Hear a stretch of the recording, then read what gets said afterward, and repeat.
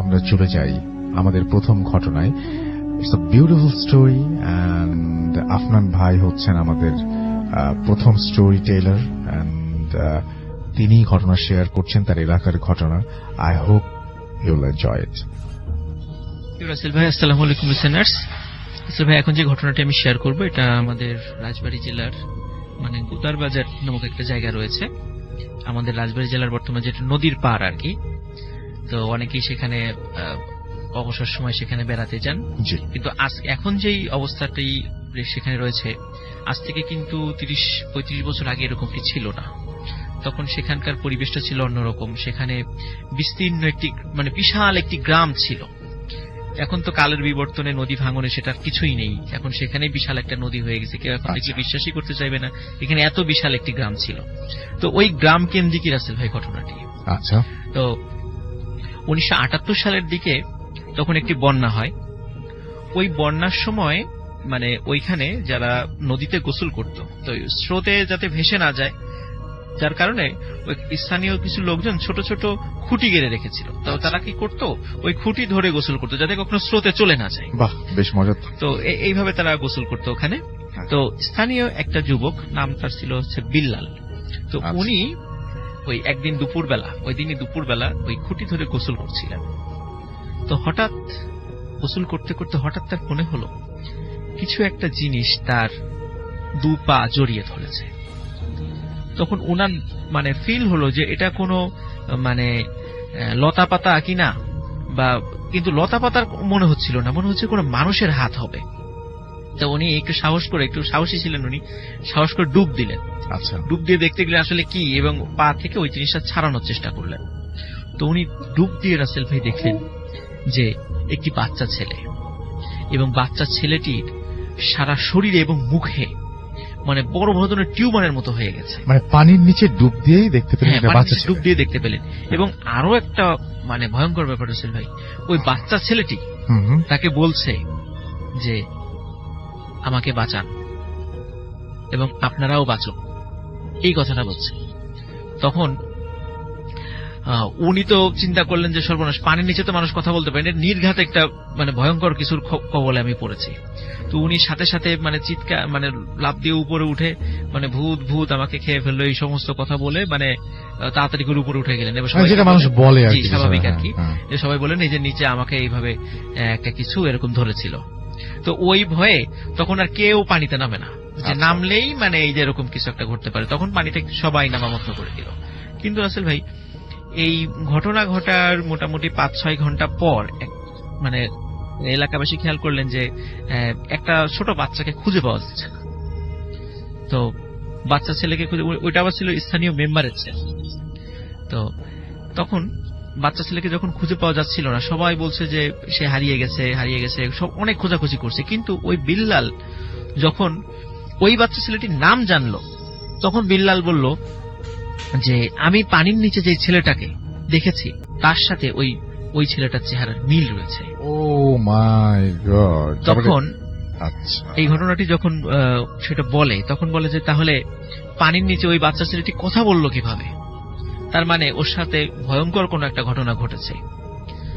তখন কি ঘটনা ঘটতে পারে সবাই এরকম মানে আলোচনা করা শুরু করলো। সবাই অনেক লাশ খোঁজার চেষ্টা করলো, লাশ কিছুতেই খুঁজে পাওয়া যাচ্ছিল না। তো একটা বাচ্চা ছেলে বলেছিল যে ও মানে একটি ছোট্ট ভেলায় খেলা করছিল, কিন্তু ও যেই জায়গাটাতে ছিল সেই জায়গাতে কোনো স্রোত ছিল না। কিন্তু হঠাৎ করে মনে হলো যে কে যেন ভেলাটি মানে উল্টিয়ে ফেলে দিল।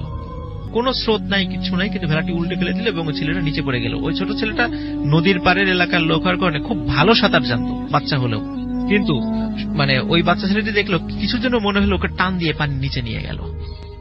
তারপরে ওকে আর দেখে নাই, মানে ওই বাচ্চা ছেলেটি ভুলেই গেছিল আর কি, সে অন্যদিকে চলে গেছে। মনে করছে হয়তো বা সে পরে কোনো সে যেহেতু সাঁতার ভালো জানে, ডুব সাঁতার দিত, তো মনে করেছে যে হয়তো বা সে এরকম খেলা করছে, এই কারণে সে অন্য কোনো ব্যক্তিকে আর তেমন কিছু বলেনি। কিন্তু পরে ওই বাচ্চা ছেলে যখন জানলো তাকে খুঁজে পাওয়া যাচ্ছে না, তখন ওর কাছ থেকে এই সত্য ঘটনাটা বের হয়। তো রাসেল ভাই, বিষয়টা হলো যে যখন আর একটা অদ্ভুত ব্যাপার, যে মানে ওখানে যেই নদীতে ওরা গোসল করতো ওটা আসলে মেইন নদী না, ওটা একটা খুব ছোট্ট একটা মানে বলতে পারি যে একটা মানে নালার মতো। আচ্ছা। নালা আর কি। তো সেটা হঠাৎ করেই মানে মাত্র কয়েকদিনের ব্যবধানে সেখানকার পানি নেমে যায়, অথচ চতুর্দিকে বর্ষাকাল, ওখানে পানি নেমে যাওয়ার কথা নয়। যখন পানিটা রাসেল ভাই নেমে যায় তখন দেখে একটা জায়গায় মানে বালি ঢিবির মতো হয়ে আছে, এবং ওই ঢিবির উপর দিকে দুটা পায়ের উপর মনে হচ্ছে যে কোন একটা ব্যক্তিকে মাথা নিচের দিকে দিয়ে মানে গেড়ে রাখা হয়েছে। তখন সবাই মানে বলে যে এই যে পাটা মানুষের, তাহলে এটা কার হতে পারে? একটা বাচ্চাকে হারিয়ে গেছে কয়েকদিন আগে, তাহলে ওরই হবে। দ্রুত ওইখান থেকে বালি সরানো হয় রাসেল ভাই, তারপর ওখানে যে বের করা হয়, রাস্তা একদম বিভৎস হয়ে গেছিল এবং ওর সমগ্র শরীরে এই টিউমারের মতো হয়ে গেছিল, মনে হচ্ছে একটা বড় ধরনের কোন স্কিন ডিজিজ হয়েছে, এরকম হয়ে গেছিল। তখন এলাকায় শোকের ছায়া নেমে আসে এবং সেই সাথে সাথে একটা বিষয় মানে সবার মনের ভিতরে একটা আতঙ্ক সৃষ্টি হয় যে কি এমন ঘটনা ঘটলো যে ও এইভাবে পড়ে গেল, মারা গেল। তো ভালো সাঁতার জানতো, যেখানে সে পড়ে গেছে সেখানে স্রোতও ছিল না, আর ও এইভাবে মাটি মানে একদম নিচে, ও মানে মাথাটা একদম নিচের দিকে, কে এভাবে ওকে হত্যা করলো? এইভাবে সবার মনের ভিতরে একটা ভয় সৃষ্টি হয়। তো এই ঘটনার রাসেল ভাই সপ্তাহখানিক মোটামুটি ভালোই ছিল। সপ্তাহখানিক পর থেকে অদ্ভুত কিছু ঘটনা ঘটা শুরু করে ওই এলাকায়। যে সকালবেলা হঠাৎ করে কিছু কিছু ব্যক্তির লাশ পাওয়া যায়, এবং এই লাশগুলোর সমগ্র শরীর রাসেল ভাই মানে ওই যে টিউমারের মতো হয়ে গেছে, বিভিন্ন জায়গায় টিউমারের মতো হয়ে গেছে, মানে মুখে, হাতে, পায়ে, সমস্ত শরীরে, মানে এমন বিভৎস অবস্থা যে মানে চেনাই যায় না এমন অবস্থা। অথচ সে রাত্রেও সুস্থ ছিল। কি এমন ঘটনা ঘটলো যে সে রাতারাতি তার এই ডিজিজটা হলো এবং সকালে সে মারা গেল। এবং রাসেল ভাই যারা মারা গেছে প্রত্যেকেই কোনো না কোনো কারণে বাসার থেকে বের হয়ে আসছিল রাতের বেলা, হয়তোবা প্রাকৃতিকটাকে সাড়া দেওয়ার জন্যই হোক বা কোনো কারণে হোক, গরমের কারণে নদীর পাড়ে গিয়েছে বা যে কোনো কারণ হতে পারে। কি কারণে গেছে এটা নিশ্চিত না, কারণ সবার তো ডেড বডি উদ্ধার করা হয়েছে, কি ঘটেছিল কেউ বলতে পারে নাই। তো এটা যদি রাসেল ভাই আমরা যদি ওলা ওঠা বলি, আমরা দেখি ওলা ওঠা যখন একটা গ্রামে হওয়া শুরু হয় তো একের পর এক হতে থাকে, সবাই মানে একটা সময় হতো এরকম মারা যায়। কিন্তু এরকম ছিল না, এরকম মারা যায় প্রথমে একদিন মারা যায়, 3 দিন পরে আরেকজন মারা যায়, তারপরের দিন আরেকজন মারা যায়, 4 দিন পর আরেকজন মারা যায়, মানে এরকম হতে থাকে। এটা কোনো মহামারী না। আচ্ছা। কিন্তু এলাকায় এবং প্রত্যেকেই রাতের বেলা মানে বাসা থেকে বেরোলে এরকম হয়, এবং তখন মানে একটা মানে আতঙ্ক ছড়িয়ে গেল যে কেউ রাতের বেলা বাসা থেকে বের হবে না। কিন্তু রাসেল ভাই এটা তো কোনো সমাধান নয় যে আসলে কি ঘটনা ঘটছে, এটা তো আমাদের জানার দরকার। তো স্থানীয় একজন ইমাম সাহেব ছিলেন ওই সময়, তো ওনার কাছে যখন বিষয়টা শরণাপন্ন হলেন, উনি এই বিষয়টার মানে প্রাথমিকভাবে চিন্তা করেন এটা কোনো জিন টিন জাতীয় কোনো কিছু হতে পারে বা এই টাইপের কিছু হতে পারে, অনেক ব্যাখ্যা দিলেন। তারপরও বললেন যে তার ওস্তাদের সাথে উনি এই বিষয়টা পরামর্শ করবেন, দেখা যাক উনি এই বিষয়ে কি প্রতিকার দেন, উনি এই বিষয়ে মানে একটু পরামর্শ নিয়ে আসবেন। তখন উনি তার ওস্তাদের কাছে গেলেন এবং তার কাছ থেকে কিছু পরামর্শ নিয়ে আসলেন। তারপরে উনি গ্রামে ফিরে এসে গ্রামের যুবকদেরকে বললেন যে তোমরা সবাই নদীর মানে পূর্ব দিকে পাহারা বসাবা, তোমরা সবাই দেখবা যে রাতের বেলা এই দিক দিয়ে কে আসে, যেই আসুক সাথে সাথে আমাকে খবর দিবা। তো বেশ কয়েকদিন কাউকে দেখা যায় না, এরকম সবাই মোটামুটি মানে একটা হতাশ হয়ে গেল যে সারা রাত নদীর ধারে বসে থাকা, কে আসে না আসে, অনেকেই তো আসে নৌকায় চড়ে আসে, এরকম মানে অদ্ভুত টাইপের তো কিছু তারা দেখছে না, কোনো মানে ভুতুরে কিছু না। আর আসলে যে কয়দিন তারা পাহারা বসেছিল এই কয়দিনের মধ্যে আবার কেউ মারা যায়নি। আচ্ছা। তো এরকম মানে ওরাও খুব বিরক্ত হয়ে গেছিল, টানা কয়েকদিন এইভাবে নদীর ধারে বসে থাকা, কিছুই দেখে না, ওইরকম অদ্ভুত কিছু হয় না।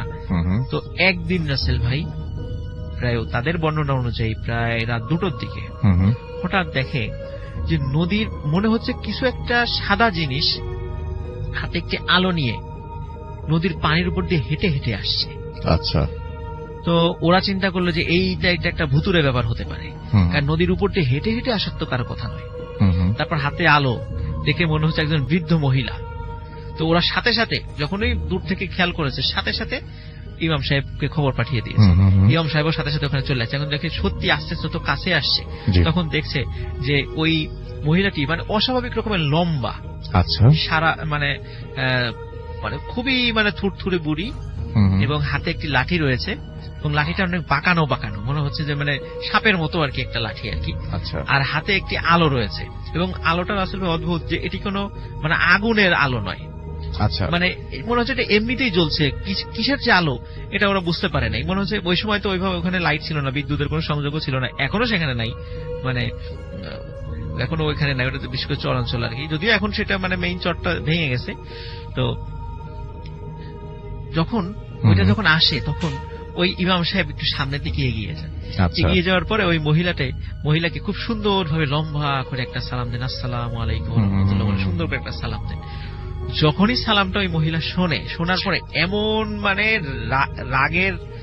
রাগী চেহারায় ইমাম সাহেবের দিকে তাকান, মনে হচ্ছে ইমাম সাহেব সালাম দিয়ে খুব বড় ধরনের একটা অন্যায় অপরাধ করে ফেলেছেন। তখন ইমাম সাহেব বলেন যে বুড়িমা, আপনি ভালো আছেন? আপনি আসেন, আমরা আপনার জন্যই অপেক্ষা করছিলাম। আসেন, আপনার আরাম আয়েশের সকল বন্দোবস্ত আমরা করে রেখেছি, আপনি আসুন আমাদের সাথে। তখন বুড়ি কোনো কথা না বলে তাদের সাথে যাওয়া শুরু করে। তখন একটি ঘর ইমাম সাহেবের পরামর্শ অনুযায়ী কয়েকজন রেডি করে রেখেছিল, ওই ঘরে তাকে রাখা হয়। সেই ঘরটা মোটামুটি গ্রামের পরিবেশ অনুযায়ী সকল ধরনের সুযোগ সুবিধা যেখানে সেখানে থাকবে এমন সবকিছু সেখানে ব্যবস্থা করে রাখা হয়েছিল। তো বুড়িকে ওখানে রাখা হয়। বুড়িকে বলে যে আপনি কিছু খাবেন? বুড়ি কোনো কথা বলে না, অনেক বলার পরে বলে যে আমি কিছু খাই না, আমার খাবার অন্য জিনিস, তোরা সেটা দিতে পারবি না। আচ্ছা। তখন বলে তারপরেও যদি আপনার কিছু লাগে বাইরে আমাদের লোক আছে, বলবেন, কোনো চিন্তা করবেন না। এই বলে ইমাম সাহেব চলে যায়। তো এই বাইরে যারা লোক আছে তারা সবাই খুব ভীত যে এরকম নদীর উপর থেকে হেঁটে আসছে, এরকম অদ্ভুত চেহারার বিভৎস চেহারার একটা মানুষ, অস্বাভাবিক রকমের লম্বা একজন মহিলা, সবাই খুব ভীত যে কি হয় না হয়। কিন্তু ইমাম সাহেব কেন তার সাথে এত সুন্দর ব্যবহার করছেন এই বিষয়ের কিন্তু কোনো ব্যাখ্যা তাদের কাছে ছিল না। আচ্ছা। তো রাত ঘন্টাখানেক পরে ভোর হওয়ার কিছুক্ষণ আগেই ওই মহিলাটি আর্তনাদ করে চিৎকার শুরু করে যে ওরে বাবারে, মারে মরে গেলাম, এভাবে চিৎকার চেঁচামেচি শুরু করে। আর তখন ইমাম সাহেবকে বলা ছিল যে ওই মহিলা যদি ওনার সাথে যদি কোনো ঘটনা ঘটে সাথে সাথে যেন তাকে আবার জানায়। তো সাথে সাথে লোক গেল যে ওই বুড়ি চিৎকার চেঁচামেচি শুরু করেছে। ইমাম সাহেব তখন সেখানে গেলেন এবং সবাইকে নিয়ে গেলেন। তখন দেখলেন নাসির ভাই ওই বুড়ির সমস্ত শরীরে ওই যে টিউমারের মতো স্কিন ডিজিজ হয়ে গেছে এবং ওই যন্ত্রণা এসে ছটফট করছে। তখন বলে আমাকে ছেড়ে দে, আমাকে ছেড়ে দে, আমাকে ভোর হওয়ার আগেই যেতে হবে, আমাকে ছেড়ে দে। হ্যাঁ, তখন ইমাম সাহেব বলে যে তুই কেন এই গ্রামের লোকদেরকে হত্যা করছিস সেভাবে? বলে এটাই আমার কাজ, আমি এইভাবেই হত্যা করি। তো বলে যে তোরা আমাকে সালাম দিয়ে আটকে ফেলেছিস, তুই যখন আমাকে সালাম দিয়েছিস তখন তুই যেটা বলবি আমাকে সেটাই করতে হতো, কিন্তু আমাকে ভোর হওয়ার আগেই এই রোগটা কারো না কারোর মধ্যে ছড়িয়ে দিতে হতো। যদি আমি ছড়িয়ে দিতে না পারি তাহলে এটা আমার শরীরে চলে আসবে, এবং সত্যি তাই, আমি ছড়িয়ে দিতে পারি নাই, এটা আমার শরীরে চলে আসছে। এখন দ্রুত আমাকে ছেড়ে দে, আমাকে যদি তোরা কোনো ক্ষতি করিস তাহলে আমার মতো এরকম অসংখ্য আছে যা তোদের গ্রামে একবারে অ্যাটাক করবে। তখন ইমাম সাহেব বলে যে হ্যাঁ ছেড়ে দিতে পারি, একটা শর্ত, যে তুই চলে যাবি আর কখনো এই গ্রামে আসবি না। তো বুড়ি বলে যে আমি যদি ভোরের আগে যদি না যেতে পারি তাহলে মারা যাব। তো যার কারণে অবশ্যই সে সেটা শর্তটা মেনে নেয় এবং বলে আর কখনো এই গ্রামের লোকদেরকে কোনো ক্ষতি করবি না।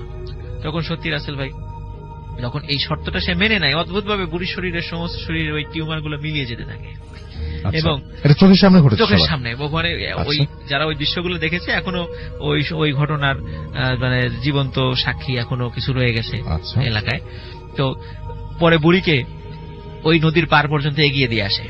তবে নদীর পার পর্যন্ত এগিয়ে দিয়ে আসার পরে রাসেল ভাই যখন ওই বুড়িটাতে হেঁটে হেঁটে আসছিল এবং হাতে একটা আলো ছিল, দেখে ওই সময় ওই আলোটার ওই কুপিটা যে কোথায় মিলিয়ে গেল কেউ বলতে পারে না। বুড়ি যাওয়ার সময় হেঁটে হেঁটেই গেছে, কিন্তু রাসেল ভাই কিছু দূর যখন নদীর উপর আবার হাঁটা শুরু করেছে সবার চোখের সামনে হঠাৎ করে উনি পানির মধ্যে ডুব দিয়ে চলে গেলেন। আচ্ছা, এরপর থেকে রাসেল ভাই ওই এলাকায় ওই ধরনের ঘটনা আর ঘটেনি, ওই অদ্ভুত ধরনের ঘটনা। আমরা রাসেল ভাই যে ওলা ওঠার গল্প শুনি, ওলা বুড়ির গল্প শুনি, এরকম ঘটনা আছে রাসেল ভাই, এটা সত্য, এটা কিন্তু সত্য ঘটনা।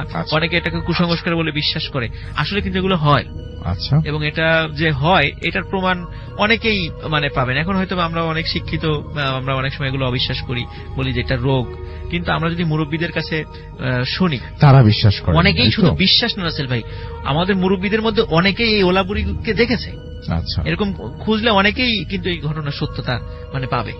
এটা যে শুধু ওইখানে ঘটেছে বিষয়টা এমন নয়, বিভিন্ন জায়গায় কিন্তু রাসেল ভাই এটা ভিন্ন ভিন্ন আঙ্গিকে বিভিন্ন ভাবে এই জিনিসগুলো কিন্তু ঘটে, এখনো কিন্তু রাসেল ভাই ঘটে। এখন যে ঘটে না তা কিন্তু না, কিন্তু এখন কম ঘটে, এটাই আর কি, যে সেটা এখন আমাদের কাছে হয়তো ওইভাবে আমাদের সামনে আসে না বা আমরা ওইভাবে বুঝতে পারি না, এমনও হয় আর কি। এই ছিল রাসেল ভাই আমার first story. Thank you so much.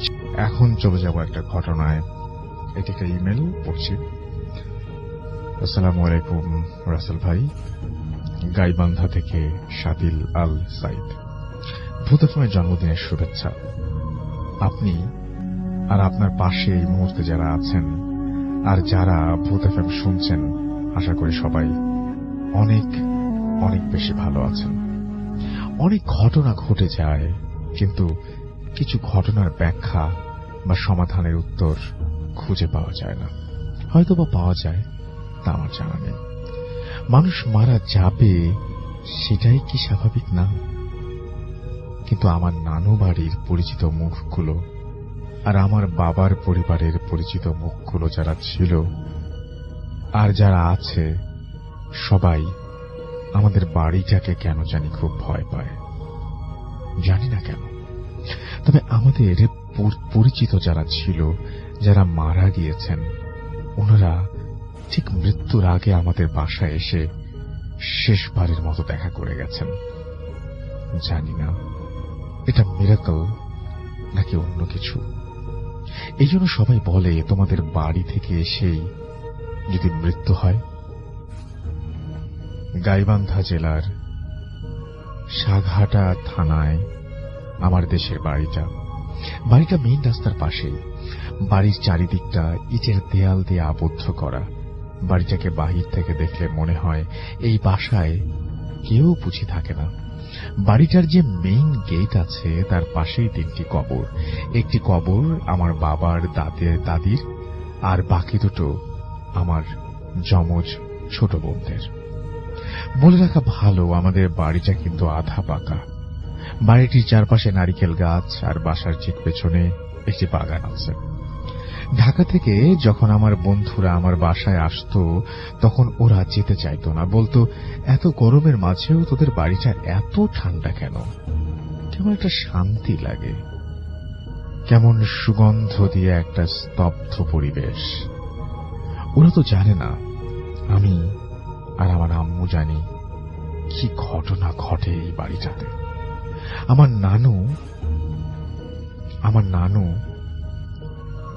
নানু মারা যায় সময়টা 2000। যেদিন মারা যান ঠিক আগের দিন হঠাৎ করে নানু আমাদের বাসায় বিকেলে আসেন। নানু আমাকে আর আম্মুকে বলেন, তোদেরকে খুব দেখতে ইচ্ছে করছিল, তাই চলে এলাম। রাতের খাবার শেষ করে নানু আর আমি একসাথে রুমে। নানু মনে হয় ঘুমিয়ে পড়েছিলেন। সময়টা ছিল শীতকাল, তাই লাইটটা অফ করে যেই লেপের নিচে ঘুমানোর জন্য যাব, তখনই নানুর মুখটা দেখে রীতিমতো চমকে যাই। বলতে গেলে নানু দেখতে শ্যাম বর্ণের ছিল, কিন্তু সেই রাতে নানুর মুখটা আজও চোখে ভাসে, যা ভুলতে পারিনি আজও। দেখলাম নানুর মুখটা অন্ধকারেও দেখা যাচ্ছে, তার চেহারা দিয়ে মনে হয় সাদা আলো প্রতিফলিত হচ্ছে। তা দেখে আমি তার পাশেই ভয়ের লেপ মুড়ি দিয়ে ঘুমিয়ে যাই। সকালে নানু চলে গেল, আমিও কাউকে কিচ্ছু বলিনি। ওই দিন বিকেল বেলায় নানুর বাড়ি থেকে ফোন আসলো, নানুকে নাকি একটি হসপিটালে আইসিইউতে রাখা হয়েছে। আমরা সবাই সন্ধ্যার সময় প্রাইভেট গাড়ি নিয়ে বগুড়া সেই হসপিটালের উদ্দেশ্যে রওনা দিলাম। মনটা অনেক খারাপ ছিল, তাই গাড়ির জানালা দিয়ে তাকিয়ে আছি, আর চোখে পড়ল সাদা একটা আলোর ফুলকি, যা কিনা গাড়িটা যে স্পিডে আছে ঠিক সেইভাবে 15 ফিট দূরত্বে একইভাবে যাচ্ছে। আম্মু পাশে ছিল। বললাম, কিছু দেখতে পাচ্ছ? আম্মু কিছু বলল না। সেই হসপিটালটির একটি সামনে যাওয়া পর্যন্ত আলোটা ছিল। হসপিটালের গেটের সামনে ঢুকতেই তাকিয়ে দেখি আলোটা আর নেই। ভেতরে যেতেই শুনতে পেলাম নানু আর বেঁচে নেই। রাতে নানুর মৃতদেহ আনা হলো। রুমের ভেতর আম্মু সহ সবাই কোরআন পড়ছিলেন। আমি রুমে গিয়ে হঠাৎ করে সবাইকে নানুর সাথে আমাদের বাসায় ঘটে যাওয়া ঘটনাটা বললাম, আর রাস্তার ঘটনাটা। সবাই শুনে অবাক হয়ে বলল, তোমাকে অনেক অনেক বেশি ভালোবাসতেন, তাই তোমার নানু মৃত্যুর আগে তোমাকে দেখিয়ে দিয়ে গেছে আমি চলে যাচ্ছি। কিন্তু তুমি বুঝতে পারোনি। এই তো আমার দাদি আজ 48 দিন হয়েছে মারা গিয়েছেন। উনি থাকতো পাশেই, যেখানে আমার চাচারা থাকেন সেইখানে। কিন্তু মৃত্যুর আগের দিন আম্মুকে বলেছিলেন, আমি তোমাদের বাসায় যাব আর থাকব। দাদি কিন্তু পাশের বাসায় থাকতো। যেদিন আসে ঠিক তার পরের দিন দুপুর 11টা হবে, আমি আমার রুমে, আম্মু ডাকছে আর আমাকে বলছে, তোর দাদি মনে হয় আর বাঁচবে না। দেখলাম এই জীবনের প্রথম কেউ মারা গেল, সেটা আমার হাতের ওপর। আমি দেখেছি মানুষ কিভাবে মারা যায়। যখন আমার হাতের ওপর আমার দাদি মারা গেল, কেমন যেন একটা ধাক্কা খেয়েছিলাম, আমি বোঝাতে পারবো না। আমি যে রুমে থাকতাম সেই রুমের বিছানাটা ছিল বক্স খাটের, আর বক্স খাটগুলো স্বাভাবিকভাবে অনেক বেশি ওজনের হয়। সময়টা ছিল 2001, তারিখটা আমার মনে নেই। রাতে ঘুমানোর পর অস্বাভাবিকভাবে ঘুম ভাঙল ঠিক ভোরের আজানের সময়। আমার সমস্ত শরীর ঘেমে গেছে। আমি রুমের লাইট অন করলাম, আর যা দেখলাম, বিশ্বাস করবেন কিনা জানি না, যা দেখলাম তা রীতিমতো অকল্পনীয়। দেখলাম আমার বক্স খাটটা যেখানে দেয়ালের সাথে লাগানো ছিল তা দেয়াল থেকে 1 হাত পর্যন্ত সরে এসেছে, আর খাটের চারপাশের মেঝেতে অনেকগুলি পাখির পালক পড়ে আছে। কয়েক ডজন পাখির পালক হবে একদম খাটটার চারপাশ ঘিরে, কিন্তু পাখির দেহের কোনো অস্তিত্ব নেই, শুধু পালক পাওয়া গেল। আম্মু আব্বুকে ঘুম থেকে ডেকে উঠালাম, দেখলাম সবকিছু, ওনারাও অবাক, এটা কিভাবে সম্ভব। পরের দিন রাতে যখন আমি ঘুমাচ্ছিলাম, তখন বাসায় যে টিনের চাল ছিল, ঘুমের মাঝেই শুনতে পেলাম কি যেন ঝিরঝির শব্দ করে পড়ছে, আর সঙ্গে সঙ্গে শরীরটা কাঁটা দিয়ে উঠে জ্বলতে থাকে। মনে হয় আমি ঘুমন্ত অবস্থায় বিছানাতে দৌড় দেই, আর রুমে থাকা কাচের টি টেবিলটা যেটা ছিল তা ভেঙে চুরমার হয়ে যায়। আমি চিৎকার করে আব্বু আম্মুকে ডাকি, আর রুমের লাইট অন করে দেখি আমার ডান পায়ের হাঁটুর নিচে ওই টি টেবিলের কাচ বিঁধে গেছে। রক্তে সমস্ত মেঝে কার্পেট লাল হয়ে গেছে, কিন্তু কোনো প্রকার ব্যথা বা যন্ত্রণা অনুভব করিনি। আজও জানি না কেন পায়ের ক্ষত চিহ্নটা আজও রয়ে গেছে। আম্মুর কাছ থেকে জানতে পারি কোনো এক রাতে, সময় বা তারিখটা আম্মু খেয়াল নেই, যখন বাসায় শুধু আম্মু আর আব্বু থাকতো, আমি তখন ঢাকাতে, এখনো ঢাকাতেই থাকি, তখন সেই রাতে হঠাৎ করে আব্বুর যে বড় ভাই ছিল, আনুমানিক রাত 12টার পর হবে, আম্মু শুনতে পেল তার কণ্ঠে বলছে, সাথীদের আম্মু, আমি তোমার বড় ভাই, একটু বাইরে আসতো। আম্মুর ঘুম এমনিতেই হালকা, আওয়াজ অল্প হলেও ঘুম ভেঙে যায়। আম্মু তুলারাশির জাতিকা। আম্মু চিন্তা করলো এত রাতে বড় ভাই ডাকছে, বড় ভাই আর কোনো বিপদ হলো নাকি। আব্বু কিন্তু পাশে ঘুমাচ্ছিল। আব্বুকে না ডেকে আম্মু দরজা খুলে, আর বারান্দার গেটটা যেটা আছে সেখানে দাঁড়াতেই চোখ পড়ল মেইন গেটটার সামনে। আম্মু দেখলো সাদা পাঞ্জাবি পরা, বেশ লম্বাটে আর বেশ বড় সাদা দাড়িওয়ালা একজন মানুষ দাঁড়িয়ে আছে, আর হাত দিয়ে ডাকছে আর বলছে, মা এইদিকে এসো, তোমার সাথে জরুরি কথা আছে। আম্মু ব্যাপারটাকে অস্বাভাবিক বুঝতে পেরে আস্তে করে দরজাটায় রুমে এসে লাগিয়ে দিয়ে শুয়ে পড়ে। আজ পর্যন্ত আমার বাসায় আমার যে পোষা প্রাণীগুলো ছিল, কুকুর আর বিড়াল ছিল, বড় হতেই তারা হঠাৎ করেই বাসা থেকে হারিয়ে যায়, সমস্ত গ্রাম খুঁজেও পাওয়া যায় না। এই ব্যাপারটা সবাই জানে, কেন হারিয়ে যায় আমার আর আমার ফ্যামিলির জানা নেই। আমার বাসায় এখন পর্যন্ত 2জন হারিয়ে যাওয়া ছোট্ট ছেলে এসেছিল। একজন এসেছিল 1985 সালে, যা আমি আব্বু আম্মুর কাছ থেকে জানতে পারি। আরেকজন এসেছিল 2004 সালে। তারাও 15-20 দিন থাকার পর হঠাৎ করে হারিয়ে যায় বাসা থেকে। প্রতিটি ঘটনা একদম ভোরে, না হয় ঠিক সন্ধ্যাবেলায়। এই সময়টায় বাড়ির বাইরে পা রাখতেই সব হারিয়ে গিয়েছিল, পোষা প্রাণীগুলো আর ছোট্ট ছেলেগুলো। এখনো রাতে ঘুমোলে ঠিক রাত 12টার পর আমার নাকে কেমন যেন সুগন্ধ পাই, আর কে যেন জানালার পাশে ফিস ফিস করে কিছু একটা বলতে চায়। অনেক চেষ্টা করেছি জানতে পারিনি। রুমের একটি জানালায় কান পেতে শুনতে গেলে অন্য জানালা থেকে ফিসফিস আওয়াজ পাওয়া যায়, কিন্তু বুঝতে পারি না মানুষ না অন্য কিছু। আওয়াজটা কিন্তু রাত 12টার পর থেকে 2টা পর্যন্ত হয়। আমার আব্বু একজন সরকারি কৃষি ঊর্ধ্বতন কর্মকর্তা। কিন্তু অবাক করা ব্যাপারটা হলো আমার আব্বুর হাতে যে সমস্ত গাছ আজ অব্দি রোপণ করেছেন তা কোনোদিন হয়নি। সব গাছ 1 মাস পর মারা গেছে। এখন যে বাসায় গাছগুলো আছে সব আম্মু আর আমি লাগিয়েছি।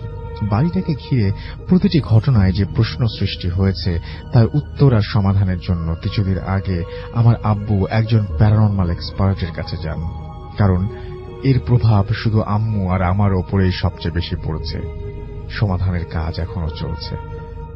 আরো কিছু ঘটনা ঘটে গেছে যা বলার নিষেধ আছে, যদি ক্ষতি হয়ে যায়।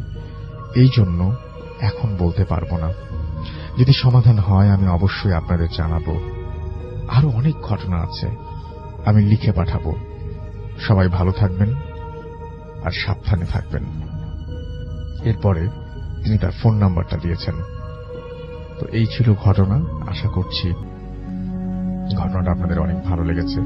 আমিও কথা হবে না, চলে যাব বাবু ভাইয়ের কাছে সেকেন্ড স্টোরিতে। এবং বাবু ভাই দেখি আজকে কি ঘটনা নিয়ে এসছেন। কিন্তু রাসেল ভাই, আজকে যে স্টোরিটা নিয়ে এসছে এটা ইংল্যান্ডের একটা কাহিনী, ইংল্যান্ডের একটা গ্রেভইয়ার্ডের কাহিনী। এটা আমার কাছে শেয়ার করেছে নিউ ইয়র্ক থেকে আনন্দ। আনন্দ অবশ্য সে ভারতীয়, কলকাতার মানুষ, এবং ও আমাকে স্টোরিটা পাঠিয়ে বলেছে এটা তার এক বন্ধুর কাহিনী, এবং বন্ধুর নাম হচ্ছে ইউজিন। কি নাম? ইউজিন। ইউজিন হচ্ছে অ্যাকচুয়ালি ইউজিনটা হচ্ছে ইংল্যান্ডে সেটেল, ছোটকাল থেকে বড় হয়েছে, বাট ওর ফ্যামিলি এসছে হচ্ছে রাশিয়া থেকে। আচ্ছা। ওখানে ইংল্যান্ডে ব্রন বর্ন। তো এটা বেসিক্যালি আনন্দ বললো কাহিনীটা হচ্ছে ইউজিনের কাহিনী। আনন্দ যখন ইংল্যান্ডে ছিল, লন্ডনে ছিল, তখন ওর সাথে ইউজিনের ফ্রেন্ডশিপ হয়। And Anand was born up in England, পরবর্তী সে নিউ ইয়র্কে মাইগ্রেট করে। এনিওয়েজ, তো ইউজিনের ব্যাপারটা হচ্ছে ইউজিন যখন ছোট ছিল, when he was in high স্কুলে পড়ার সময় ওরা কয়েকজন ফ্রেন্ড খুব কিউরিয়াস ছিল। বিশেষ করে England is full of different graveyards and stuff like that. পুরনো কবরস্থান এবং পুরনো অনেক অনেক লোকেশনস আছে রাসেল ভাই ইংল্যান্ডে, যেগুলো হচ্ছে বিশেষ করে লন্ডনে খুব আধিভৌতিক ব্যাপার, হন্টেড জিনিসপত্র। আচ্ছা। এবং আরো অনেক রহস্য ইংল্যান্ড নিয়ে ছড়ানো আছে, এটা অনেকেই জানে। লন্ডন নিয়ে আছে এরকম ভৌতিক ব্যাপার স্যাপার নিয়ে কোস্টে। অনেকে এটাকে বলা হয় যে মানে সিটি অফ প্যারানরমাল থিংস। আচ্ছা। এনিওয়েজ, সো ইউজিনের ভিতরে খুব বেশি কিউরিয়াসিটি ছিল। তো ওরা কয়েকটা ফ্রেন্ড মিলে এরকম চিন্তা করে যে ওদের ওখানে একটা হাইগেট সেমিট্রি নামে একটা সেমিট্রি ছিল। আচ্ছা। কবরস্থান ছিল, এখনো আছে, মানে ছিল মানে এখনো আছে। ওই হাইগেট সেমিট্রিতে, আমি সঠিক লোকেশনটা জানি না, বাট নামটা আমার মনে আছে, হাইগেট খ্রিস্টান সেমিট্রি। এবং এটা নাকি খুব ঐতিহাসিক এবং অনেক কবর এখানে আছে। তো কয়েকটা সেমিট্রিতে ওরা চাচ্ছিল যে কিছু আর কি এরকম মানে ইনভেস্টিগেট করবে, যেটা হয় আউট অফ কিউরিয়াসিটি। এটা ধরেন ওই যে আমরাও একটা টিনেজ বয়সে খুব কিউরিয়াস ছিলাম। সো ইউজিনরা এরকম চিন্তা করে যে ওদের একটা টাইম ওরা যাবে এবং তারা ওই সেমিটারিটাকে বেছে নেয় ইয়ে করার জন্য। অ্যান্ড এরকম একটা সন্ধ্যায় ইউজিন এবং তার এক ফ্রেন্ড মাত্র ওরা ওখানে যায়। যে প্রথম বলতেছে, মানে ওদের কথাটা হচ্ছে সেমিট্রিটা নাকি দুইটা অংশ আছে এবং দুই পাশে মানে দুই সাইডে এবং বিশাল। বলতেছে আমরা 1 লাখেরও বেশি কবর এখানে আছে। আপনি সাইজটা বুঝতে পেরেছেন, অনেক বড়, অনেক বড়। মানে আমাদের এরকম মনে হয় এত বড় আমরা দেখি, বিশাল জায়গা এবং বিশাল প্রাচীন জায়গা। তো বলতেছে কত কম মানুষের জন্য কত বড় জায়গা। তো বলতেছে যে এই জায়গাটার ভেতরে যে ওরা কনফিউজড হয়ে যায় ফার্স্টে। যেই প্রথমে হচ্ছে ওগুলো রেস্ট্রিক্টেড জায়গা, প্রথমেই সন্ধ্যার পর মানুষকে সাধারণত সব জায়গায় যেতে দেয় না, পুলিশ রেস্ট্রিক্ট করে। তো যখন যায় তখন চিন্তা করে যে এখানে কিভাবে ঢুকবো, অনেকে চিন্তা করে ওরা ঢুকে। তো ঢোকার পরই বলে যেটা যে গা ছমছম করা একটা পরিবেশ ওইখানে, কিন্তু বিভিন্ন আর কি আপনার বড় বড় দেয়াল আছে, ক্রিপ্ট আছে, আরো অনেক পুরানো স্থাপনা আছে কবরস্থানের ভিতরে। সো সবগুলো দেখে ওরা একটু কনফিউজড হয়ে যায় কি করবে, কোথায় যাবে। তো হাঁটতেছে দুই ফ্রেন্ড। প্রথম দিকে ভয়ের তেমন কিছু না, একটু রহস্যজনক লাগছে রাতের বেলা। এবং বলতেছে যে আকাশে চাঁদ উঠছিল এবং ঈশ্বর বর্ণনা, আনন্দের বর্ণনা আরো সুন্দর ছিল, বইয়ের মতো করে বলে লিখছে সেই জিনিসটা। তো বলতেছে যে খুব মানে সুন্দর বাতাস বইছে, হালকা ঠান্ডা, হ্যাঁ মানে চিল্ড ওয়েদার। তো হাঁটতে হাঁটতে একসময় ওদের মধ্যে ভয় ব্যাপারটার থেকে একটু অ্যাডভেঞ্চার টাইপের চলে আসে। আচ্ছা। ইউজেনের যে ফ্রেন্ড ছিল সে ইউজেনকে বলে যে তুমি একটা কাজ করতে পারো, তুমি তো অনেক সাহসী, তুমি আর আমি দুইজন আসছি, অ্যান্ড আমরা এখানে লুকোচুরি খেলি, পিকাপু খেলি। এন্ড দেখি এটা কেমন, হ্যাঁ খুঁজে বের করবো, প্যারামিটার বেশি না, এতটুকু প্যারামিটারের মধ্যে এরকম দেখায়। তো ও বলতেছে যে লুকানো কি, লুকানোর ব্যাপার হচ্ছে তুমি টুমস্টোনের পিছনে লুকাতে পারো, ক্রিপ্টের মধ্যে ঢুকতে পারো ইফ ইউ ওয়ান্ট। ক্রিপ্ট জিনিসটা একটু বর্ণনা করে দিই, অনেকে ক্রিপ্ট হচ্ছে একটা ছোট ঘরের মতো থাকে, যেমন অনেকগুলো কবর হচ্ছে যে মাটির নিচেই কবর দেওয়া হয়, স্ল্যাব সরিয়ে কফিন ঢুকিয়ে দেওয়া হয়, তার বক্সের মতন। হ্যাঁ, আর ক্রিপ্টটা হচ্ছে একটা ছোট ঘরের মতো, সেটার উপর একটা বেদি থাকে, সে বেদির উপরে কফিনটা বসিয়ে পাথরের ইটা বা দরজাটা লাগিয়ে দেওয়া হয়, সেটা আর মাটির তৈরি। এটা মনে হয় অনেকে মুভিতে দেখেছেন আমার মনে হয়। অনেকে হয়তো মুভিতে দেখেছেন, অনেকে হয়তো এটা জানেন না, এর জন্য আমি। আর টুমটাও একটু বলে দেন তাহলে। হ্যাঁ, সেটাই। টুম হচ্ছে জাস্ট আমাদের যে কনভেনশনাল কবর, যেটা মাটির নিচে কফিনটা দিয়ে ওরা রেখে দেয়, উপরে সামনে খ্রিস্টানদের একটা ক্রস থাকে। তো এই হচ্ছে ডিফারেন্স। তো ওকে বলে যে তুমি যে কোনোটার মধ্যে লুকাতে পারো। তো ওরা খুব রাজি হয়ে যায়, দুইজনে খুব ইন্টারেস্টেড ফিল। ও আচ্ছা, লুকোচুরি খেলাটা হবে এইভাবে। আমি ভাবছিলাম কবরস্থানে গাছ টাছ বা এরকম কোনো কিছু হবে না, কিন্তু ওরা হ্যাঁ আচ্ছা। এবং তারা মনে করে এটা তাদের একটা মানে ফান প্লাস যদি কিছু এরকম পায় তারা, এরকম একটা কিছু। এনিওয়েজ, তো প্রথম ইটাই পড়ে হচ্ছে আপনার ইউজিনের ফ্রেন্ড, ওরা দুজন একটা টস করে, টসের মধ্যে ইউজিনের ফ্রেন্ড যে আছে সে লুকাবে, ইউজিন খুঁজবে। এটা হচ্ছে প্রথম টার্ন, প্রথম খেলা শুরু হয়ে যায়। ইউজিন দাঁড়ায় এক জায়গায়, যে আপনার চোখ বন্ধ করে সে গুনে, তার হচ্ছে যে 20 পর্যন্ত গুনবে। তো ব্যাপারটা হচ্ছে ছোটকালে কিন্তু আমরা এটা খেলতাম, আমরা অনেকেই মানে যখন আমরা এমনটা বয়সে ছিলাম যে ছেলে মেয়ে সবাই একসাথে ঘোরাফেরা করতাম, বয়স যখন 8-10 বছর বয়স, তখন কিন্তু একটা মানে খেলার মধ্যে একটা চিটিং টেন্ডেন্সি ছিল, দেখা কোথায় পলাচ্ছে। এখন কিন্তু সেরকম নাই। If you can recall those days, তখন কিন্তু দেখা যেত রাসেল ভাই বিদ্যুৎ চলে গেলে ঢাকা শহরে এই খেলাটা হতো প্রায়। আমার মনে আছে, মনে আছে, এবং মানে ইলেকট্রিসিটি যাওয়ার সময় সঙ্গে চিৎকার, এবং তারপর দেখলাম যে হইচই শুরু হয়ে গেছে, খেলা শুরু করতো। তো ওরকম একটা ব্যাপার। বাট সামহাও ওই দেশগুলোতে মানে ফরেন কান্ট্রিতে এই চিটিং এর ব্যাপারটা খুবই কম। ওদেরকে যদি বলেন যে you have to close your eyes and count, তারা কিন্তু হাত দিয়েও ধরবে না, চোখ এমনি বন্ধ করে কাউন্ট করবে। সেটাই। এনিওয়েজ, এটা বোঝালাম এই কারণে যে মানে ওই ইউজিনের ভেতরে চুরির প্রবণতাটা ছিল না। What they say from the heart, একদম সেটা। আমার মনে হয় ও চোখ বন্ধ করে ও গুনতে থাকে, এন্ড ওর ফ্রেন্ড হারিয়ে যায়। চোখ খুলে দেখেন না, তো হারার আগে একটা শীষ দেখে, হ্যাঁ, শীষ দিয়ে মানে বুঝায় যে আমি আছি আশেপাশে কোথাও। সো যেটা করে, ও খুঁজতে থাকে রাসেল ভাই, এবং খুঁজতে থাকে, সে বিভিন্ন টুমের পেছনে যায়, এবং এক সময় দেখা যায় পুরো নিঃশব্দটা ওকে ঘিরে ফেলছে। তখন কিন্তু আর কোনো শব্দ নাই, ও হালকা ক্রিকেটের শব্দ পাচ্ছে, মানে ঝিঝি পোকার হালকা শব্দ এন্ড স্টাফ লাইক দ্যাট, কিন্তু কোনো শব্দ নাই।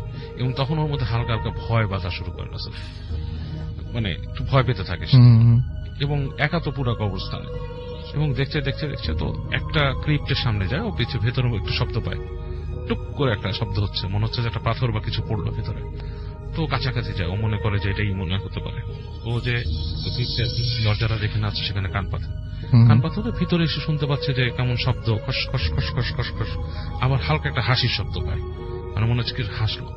তো হাসিটা শুনে ও মনে করে যে এটাই ওর ফ্রেন্ড। তো কি করে, ক্রিপ্টের দরজাটাকে সে ধাক্কা দিয়ে সরায়। এটা খুব একটা ভারী ছিল না, বাট ঘড়ঘড় করে শব্দ করে খুলে। তো ব্যাপারটা হচ্ছে কি, ইউজিন কিন্তু এটা খেয়াল করে নাই যে এই যে ঘড়ঘড় করে দরজাটা খুললো, ওর ফ্রেন্ড যদি এটার ভিতরে লুকাতো, সে কিন্তু শব্দটা পেত। রাইট, একদম। ওই সময় কিন্তু তার মাথাটা কাজ করে। এবং নক করার কোনো শব্দ পেয়েছিল নাকি? হ্যাঁ, না, নক করার কোনো শব্দ পায়নি। ও ভেতর থেকে শব্দ পাচ্ছে, হালকা হাসির শব্দ, মানে খড় খড় খড় খড় শব্দ।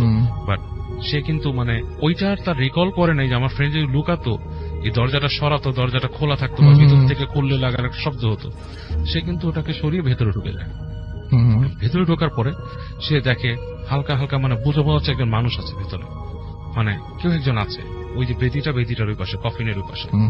তো তখন ভয় পায়, কিছু ভয় পেয়ে তখন সে বলে যে আর ইউ দেয়ার, বন্ধুর নামটা আমাকে বলেছিলাম, জাস্ট ভুলে গেছি বন্ধুর নামটা। তো বলে আর ইউ দেয়ার, হার্টবিট বাড়তে শুরু করেছে, কিন্তু আর ইউ দেয়ার, তো কোনো শব্দ নাই, হাসতেছে।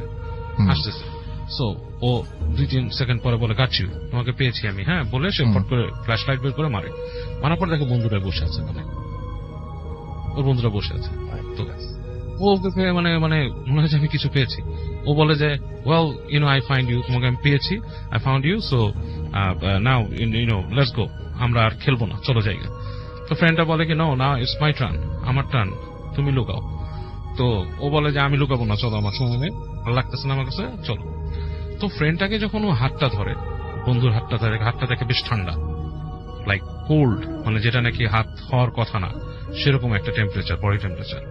তো আমার নিজেরই গুজবাম হচ্ছিল। হ্যাঁ হ্যাঁ তো ওর বন্ধু উঠে দাঁড়ায়, তারপর দুইজন বের হওয়ার পিছনে ওর বন্ধু বলতেছে ওকে যখন দাঁড়ায়, যে বলে যে আমরা তো এখানে অন্য কাজে আসছিলাম, রাইট? আমরা কিছু প্যারানর্মাল জিনিস দেখতে আসছিলাম, হাউ কাম আমরা এই খেলাতে চলে গেলাম? তো চলো আমরা একটু ডিগ আউট করি, সামনে যাই, আরো দেখি কিছু। তো বলে কোথায়? বলে কি আমি শুনেছিলাম, ওর বন্ধু ওকে বলতেছে, যাকে খুঁজে পেল, ক্লোজ ফ্রেন্ডটা, যে আমি খবর পেয়েছিলাম এখান থেকে একটু সামনে গেলে একটা টিচ আছে, ছোট গর্ত আছে, সেখানে বাচ্চাদের কবর দেওয়া হতো। ওই জায়গায় মানুষ প্রায় দেখে যে ছোট ছোট বাচ্চারা দৌড়াদৌড়ি করে। তো বলতেছে তুমি তো আমাকে আগে বলো না এই কথা, আমরা ঢুকছি না জেনে হাঁটা চলা করতেছি, তুমি আমাকে বলছে না ইলাস তো আমরা ওইটা আমি তোমাকে দেখাই, আমি শুনছি। এবং ওর বন্ধু হাঁটা দেয়, ওর আগে যাচ্ছে, ও ফলো করে যাচ্ছে, এবং ও দেখতেছে ওর বন্ধু বেশ প্রিসাইজ কোথায় যাচ্ছে ওর বন্ধুটা।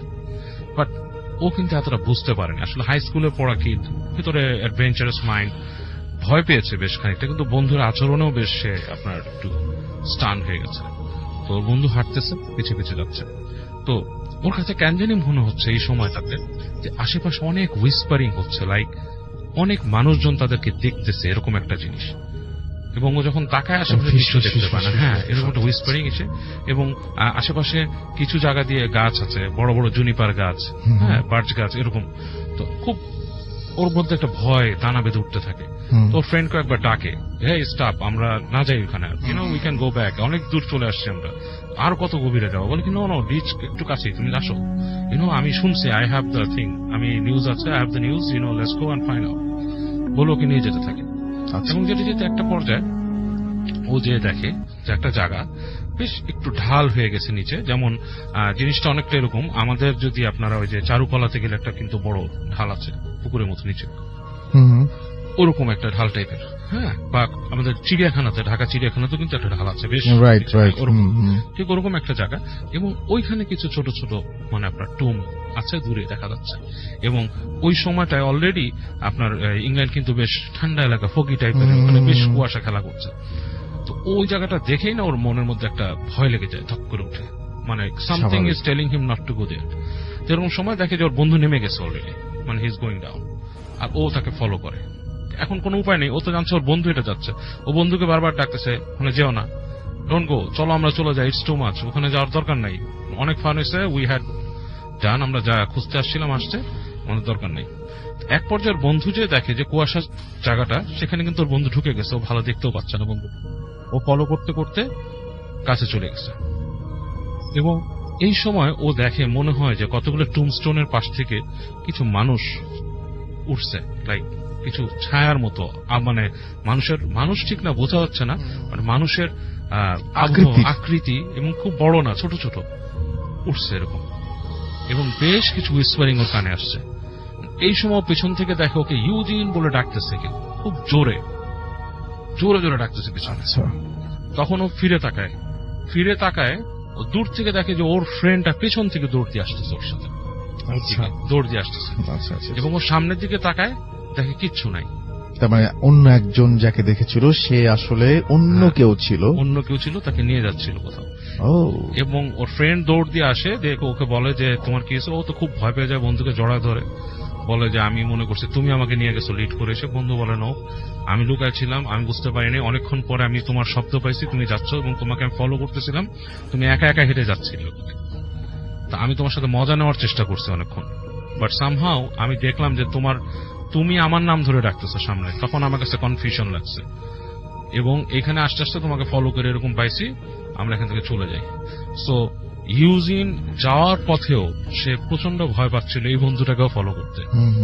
এই বন্ধুটা তাকে পরে বিলিভ দেয় যে it's me, it's not this, এবং সে বলে যে আই সোয়ার টু গড, এবং অনেক কিছু বলে যে আমি এটা না।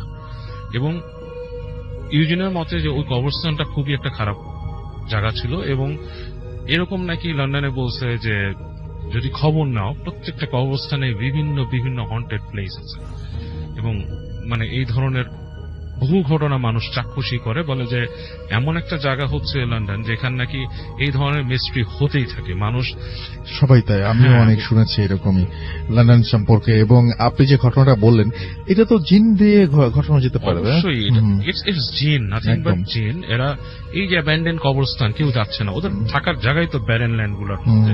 এবং আফনান ভাই আছেন আমাদের এখানে, এবং তার যে দ্বিতীয় ঘটনাটি সেটা আমরা শুনবো। থ্যাংক ইউ রাসেল ভাই। এখন যে ঘটনাটি আমি শেয়ার করব, এই ঘটনাটি একটি মেডিকেল কলেজের ঘটনা। জি। তো ঘটনাটি আসলে যিনি যার সাথে ঘটেছে তার নাম বলতে বলেছে, কিন্তু ওনার বর্তমান কর্মস্থল বলা যাবে না। তো উনি একজন পেশায় শিশু চিকিৎসক, ওনার নাম হচ্ছে মরিয়ম। জি। তো উনি রাজশাহী মেডিকেলে পড়তেন এক সময়, রাজশাহী মেডিকেল স্টুডেন্ট ছিলেন, তাও সেটা স্বাধীনতার আগের কথা। তো ওনার এখন অনেক বয়স হয়ে গেছে, অনেক প্রবীণ একজন, হয়তো ওনার নাম অনেকেই জানে থাকতে পারেন। তো ওনার সাথে ঘটে যাওয়া ঘটনাটি, তো উনি যখন রাজশাহী মেডিকেলে যখন পড়তেন, তখন পড়াকালীন সময়ে তো সেখানে উনি 3rd ইয়ারে যখন ওঠেন, তখন ওনার একটা রুমমেট আসে। জি। তো ওই রুমমেটের অদ্ভুত ব্যাপার, রুমমেট তার সাথে কোনো কথা বলতো না, সে শুধু লেখাপড়া করত আর মানে তার সাথে কোনো কথা বলতো না। এই এখন সে যদি জিজ্ঞেসও করে কোনো কথা, মানে সে এমন ভাবে রিয়াক্ট করে যে সে কিছু শোনেইনি, বা সে মনে বধির, মানে সে কানে শোনে না, এমন ভাবে সে রিয়াক্ট করে। তারপর উনিও চিন্তা করলেন যে আমি 3rd ইয়ারের একজন সিনিয়র আপু, অথচ এ 1st ইয়ারে পড়ে, আমি বারবার তাকে বলি, কথা বলার চেষ্টা করি, সে কথা বলে না। এটা নিজের ওনারও ইগোতে এটা লাগে, তো উনিও বেশ এড়িয়ে যাওয়ার চেষ্টা করেন। তো এরকম 2-3 সপ্তাহ হয়ে যাওয়ার পরে উনি মানে খুব বিরক্ত হন ওই আচরণে, তার ওই নতুন রুমমেটের আচরণে খুব বিরক্ত। একদিন রাগ করে বলেন যে তুমি কি আমাকে পাত্তা দাও না, তোমার একসাথে থাকি, তোমার সাথে এতবার কথা বলার চেষ্টা করি, কত গুরুত্বপূর্ণ কথা থাকে, তুমি কথার উত্তর দাও না কেন? তো সে পড়া থামিয়ে তার দিকে অত্যন্ত কর্কশ ভাবে বলে যে আমি কারোর সাথে কথা বলি না, কেউ কথা আমার সাথে বলুক এটা আমি চাইও না, সুতরাং আমার সাথে কথা না বলার চেষ্টা করবা, যদি খুব প্রয়োজন হয় তাহলে আমি তোমার সাথে কথা বলবো, আমার সাথে কথা বলবা না। তো এই 1st ইয়ারের এই স্টুডেন্টের আচরণে উনি খুব মানে মর্মাহত হলেন যে এরকম একটা আচরণে। তখন উনি পারতপক্ষে তার সাথে আর কথা বলতেনই না, কিন্তু একই রুমে থাকতেন, স্বাভাবিকভাবে কিন্তু অনেক প্রয়োজন হয়, যার কারণে প্রয়োজন হতো, তারপরে উনি চেষ্টা করতেন যে বিষয়গুলো অ্যাভয়েড করার জন্য। এর ভিতরে রাসেল ভাই ওই মেয়েটা যখন প্রথম এই আসে, দেখা যেত যে সে কিন্তু ক্লাসেও খুব ভালো পড়া পারে, মানে তার লেখাপড়ার ইউতেও খুব ভালো। তো হঠাৎ এই মর্গের যিনি পাহারাদার, উনি এসে মেডিকেল কলেজের অধ্যক্ষের কাছে এসে অভিযোগ করলেন যে ইদানিং দেখা যাচ্ছে যে রাতের বেলা লাশগুলো ওনারা যেভাবে সাজিয়ে রেখে যান, সকালবেলা এসে দেখে লাশগুলো এলোমেলো। এবং আরো অদ্ভুত ব্যাপার হলো, লাশের শরীরের কিছু কিছু অঙ্গ তারা আর খুঁজে পান না।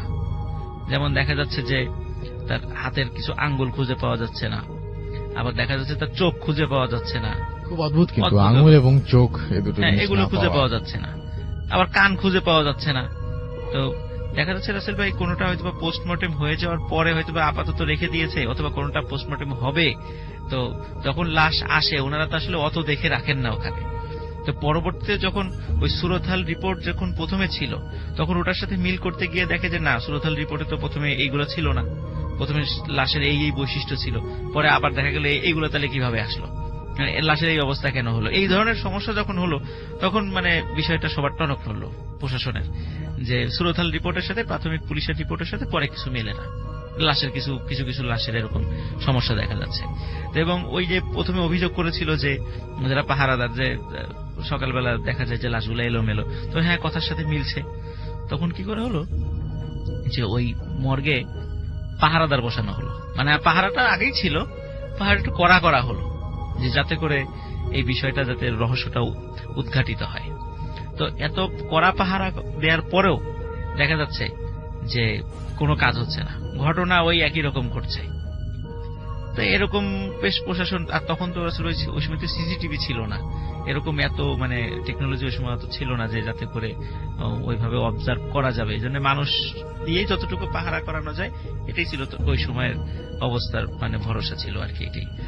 তো তারপরে যখন এগুলো হচ্ছে না, তখন মানে প্রশাসন মানে হসপিটাল কর্তৃপক্ষ খুব বেশ চিন্তিত হয়ে গেল যে এই লাশের চোখ বা এই নখ মানে আঙ্গুলগুলো কোথায় যায়, মানে এত কিছু বাদ দিয়ে কেন এগুলোই কেন থাকে না, আরো তো অনেক কিছুই তো মানে কেটে নিয়ে যেতে পারে, কিন্তু এগুলোই কেন পড়ছে। তো এখন মানে তারপরে কি হলো, আস্তে আস্তে জিনিসটা কমে আসা শুরু করলো, মানে এই টেন্ডেন্সিটা বা এই ধরনের এগুলো কমে আসা শুরু করলো।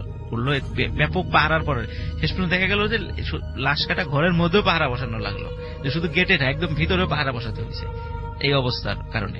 তখন আস্তে আস্তে একটু জিনিসটা কমে আসা শুরু করলো। যখন কমে আসা শুরু করলো তখন রাসেল ভাই আসল ঘটনাটা মানে প্রকাশ পেল যে আসলে মূল বিষয়টা কি ছিল।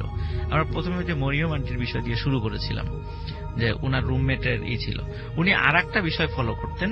তার রুমমেট মানে রাতের বেলা যখন ওয়াশরুমে যেতেন, ওয়াশরুম থেকে সে যখন ফিরে আসতো, ফিরে আসার পরে দেখতো যে সে মুখ মুছছে খুব সুন্দর করে, মনে এই মাত্র কোনো কিছু সে খেয়ে এসেছে, এরকম ভাবে সে মুখ টুক মুছতো আর কি। তখন উনি মনে করতো হয়তো ওয়াশরুম থেকে আসে মুখ টুক ধুয়ে আসছে, এরকম করে মুছতেই পারে। কিন্তু তার এই বিষয়টা একটু অন্যরকম ছিল, অস্বাভাবিক রকমের ছিল। এমনি মুখ ধুয়ে এসে মুখ মুছা আর খাওয়ার পরে মুখ মুছার ভিতরে কিছুটা পার্থক্য রয়েছে।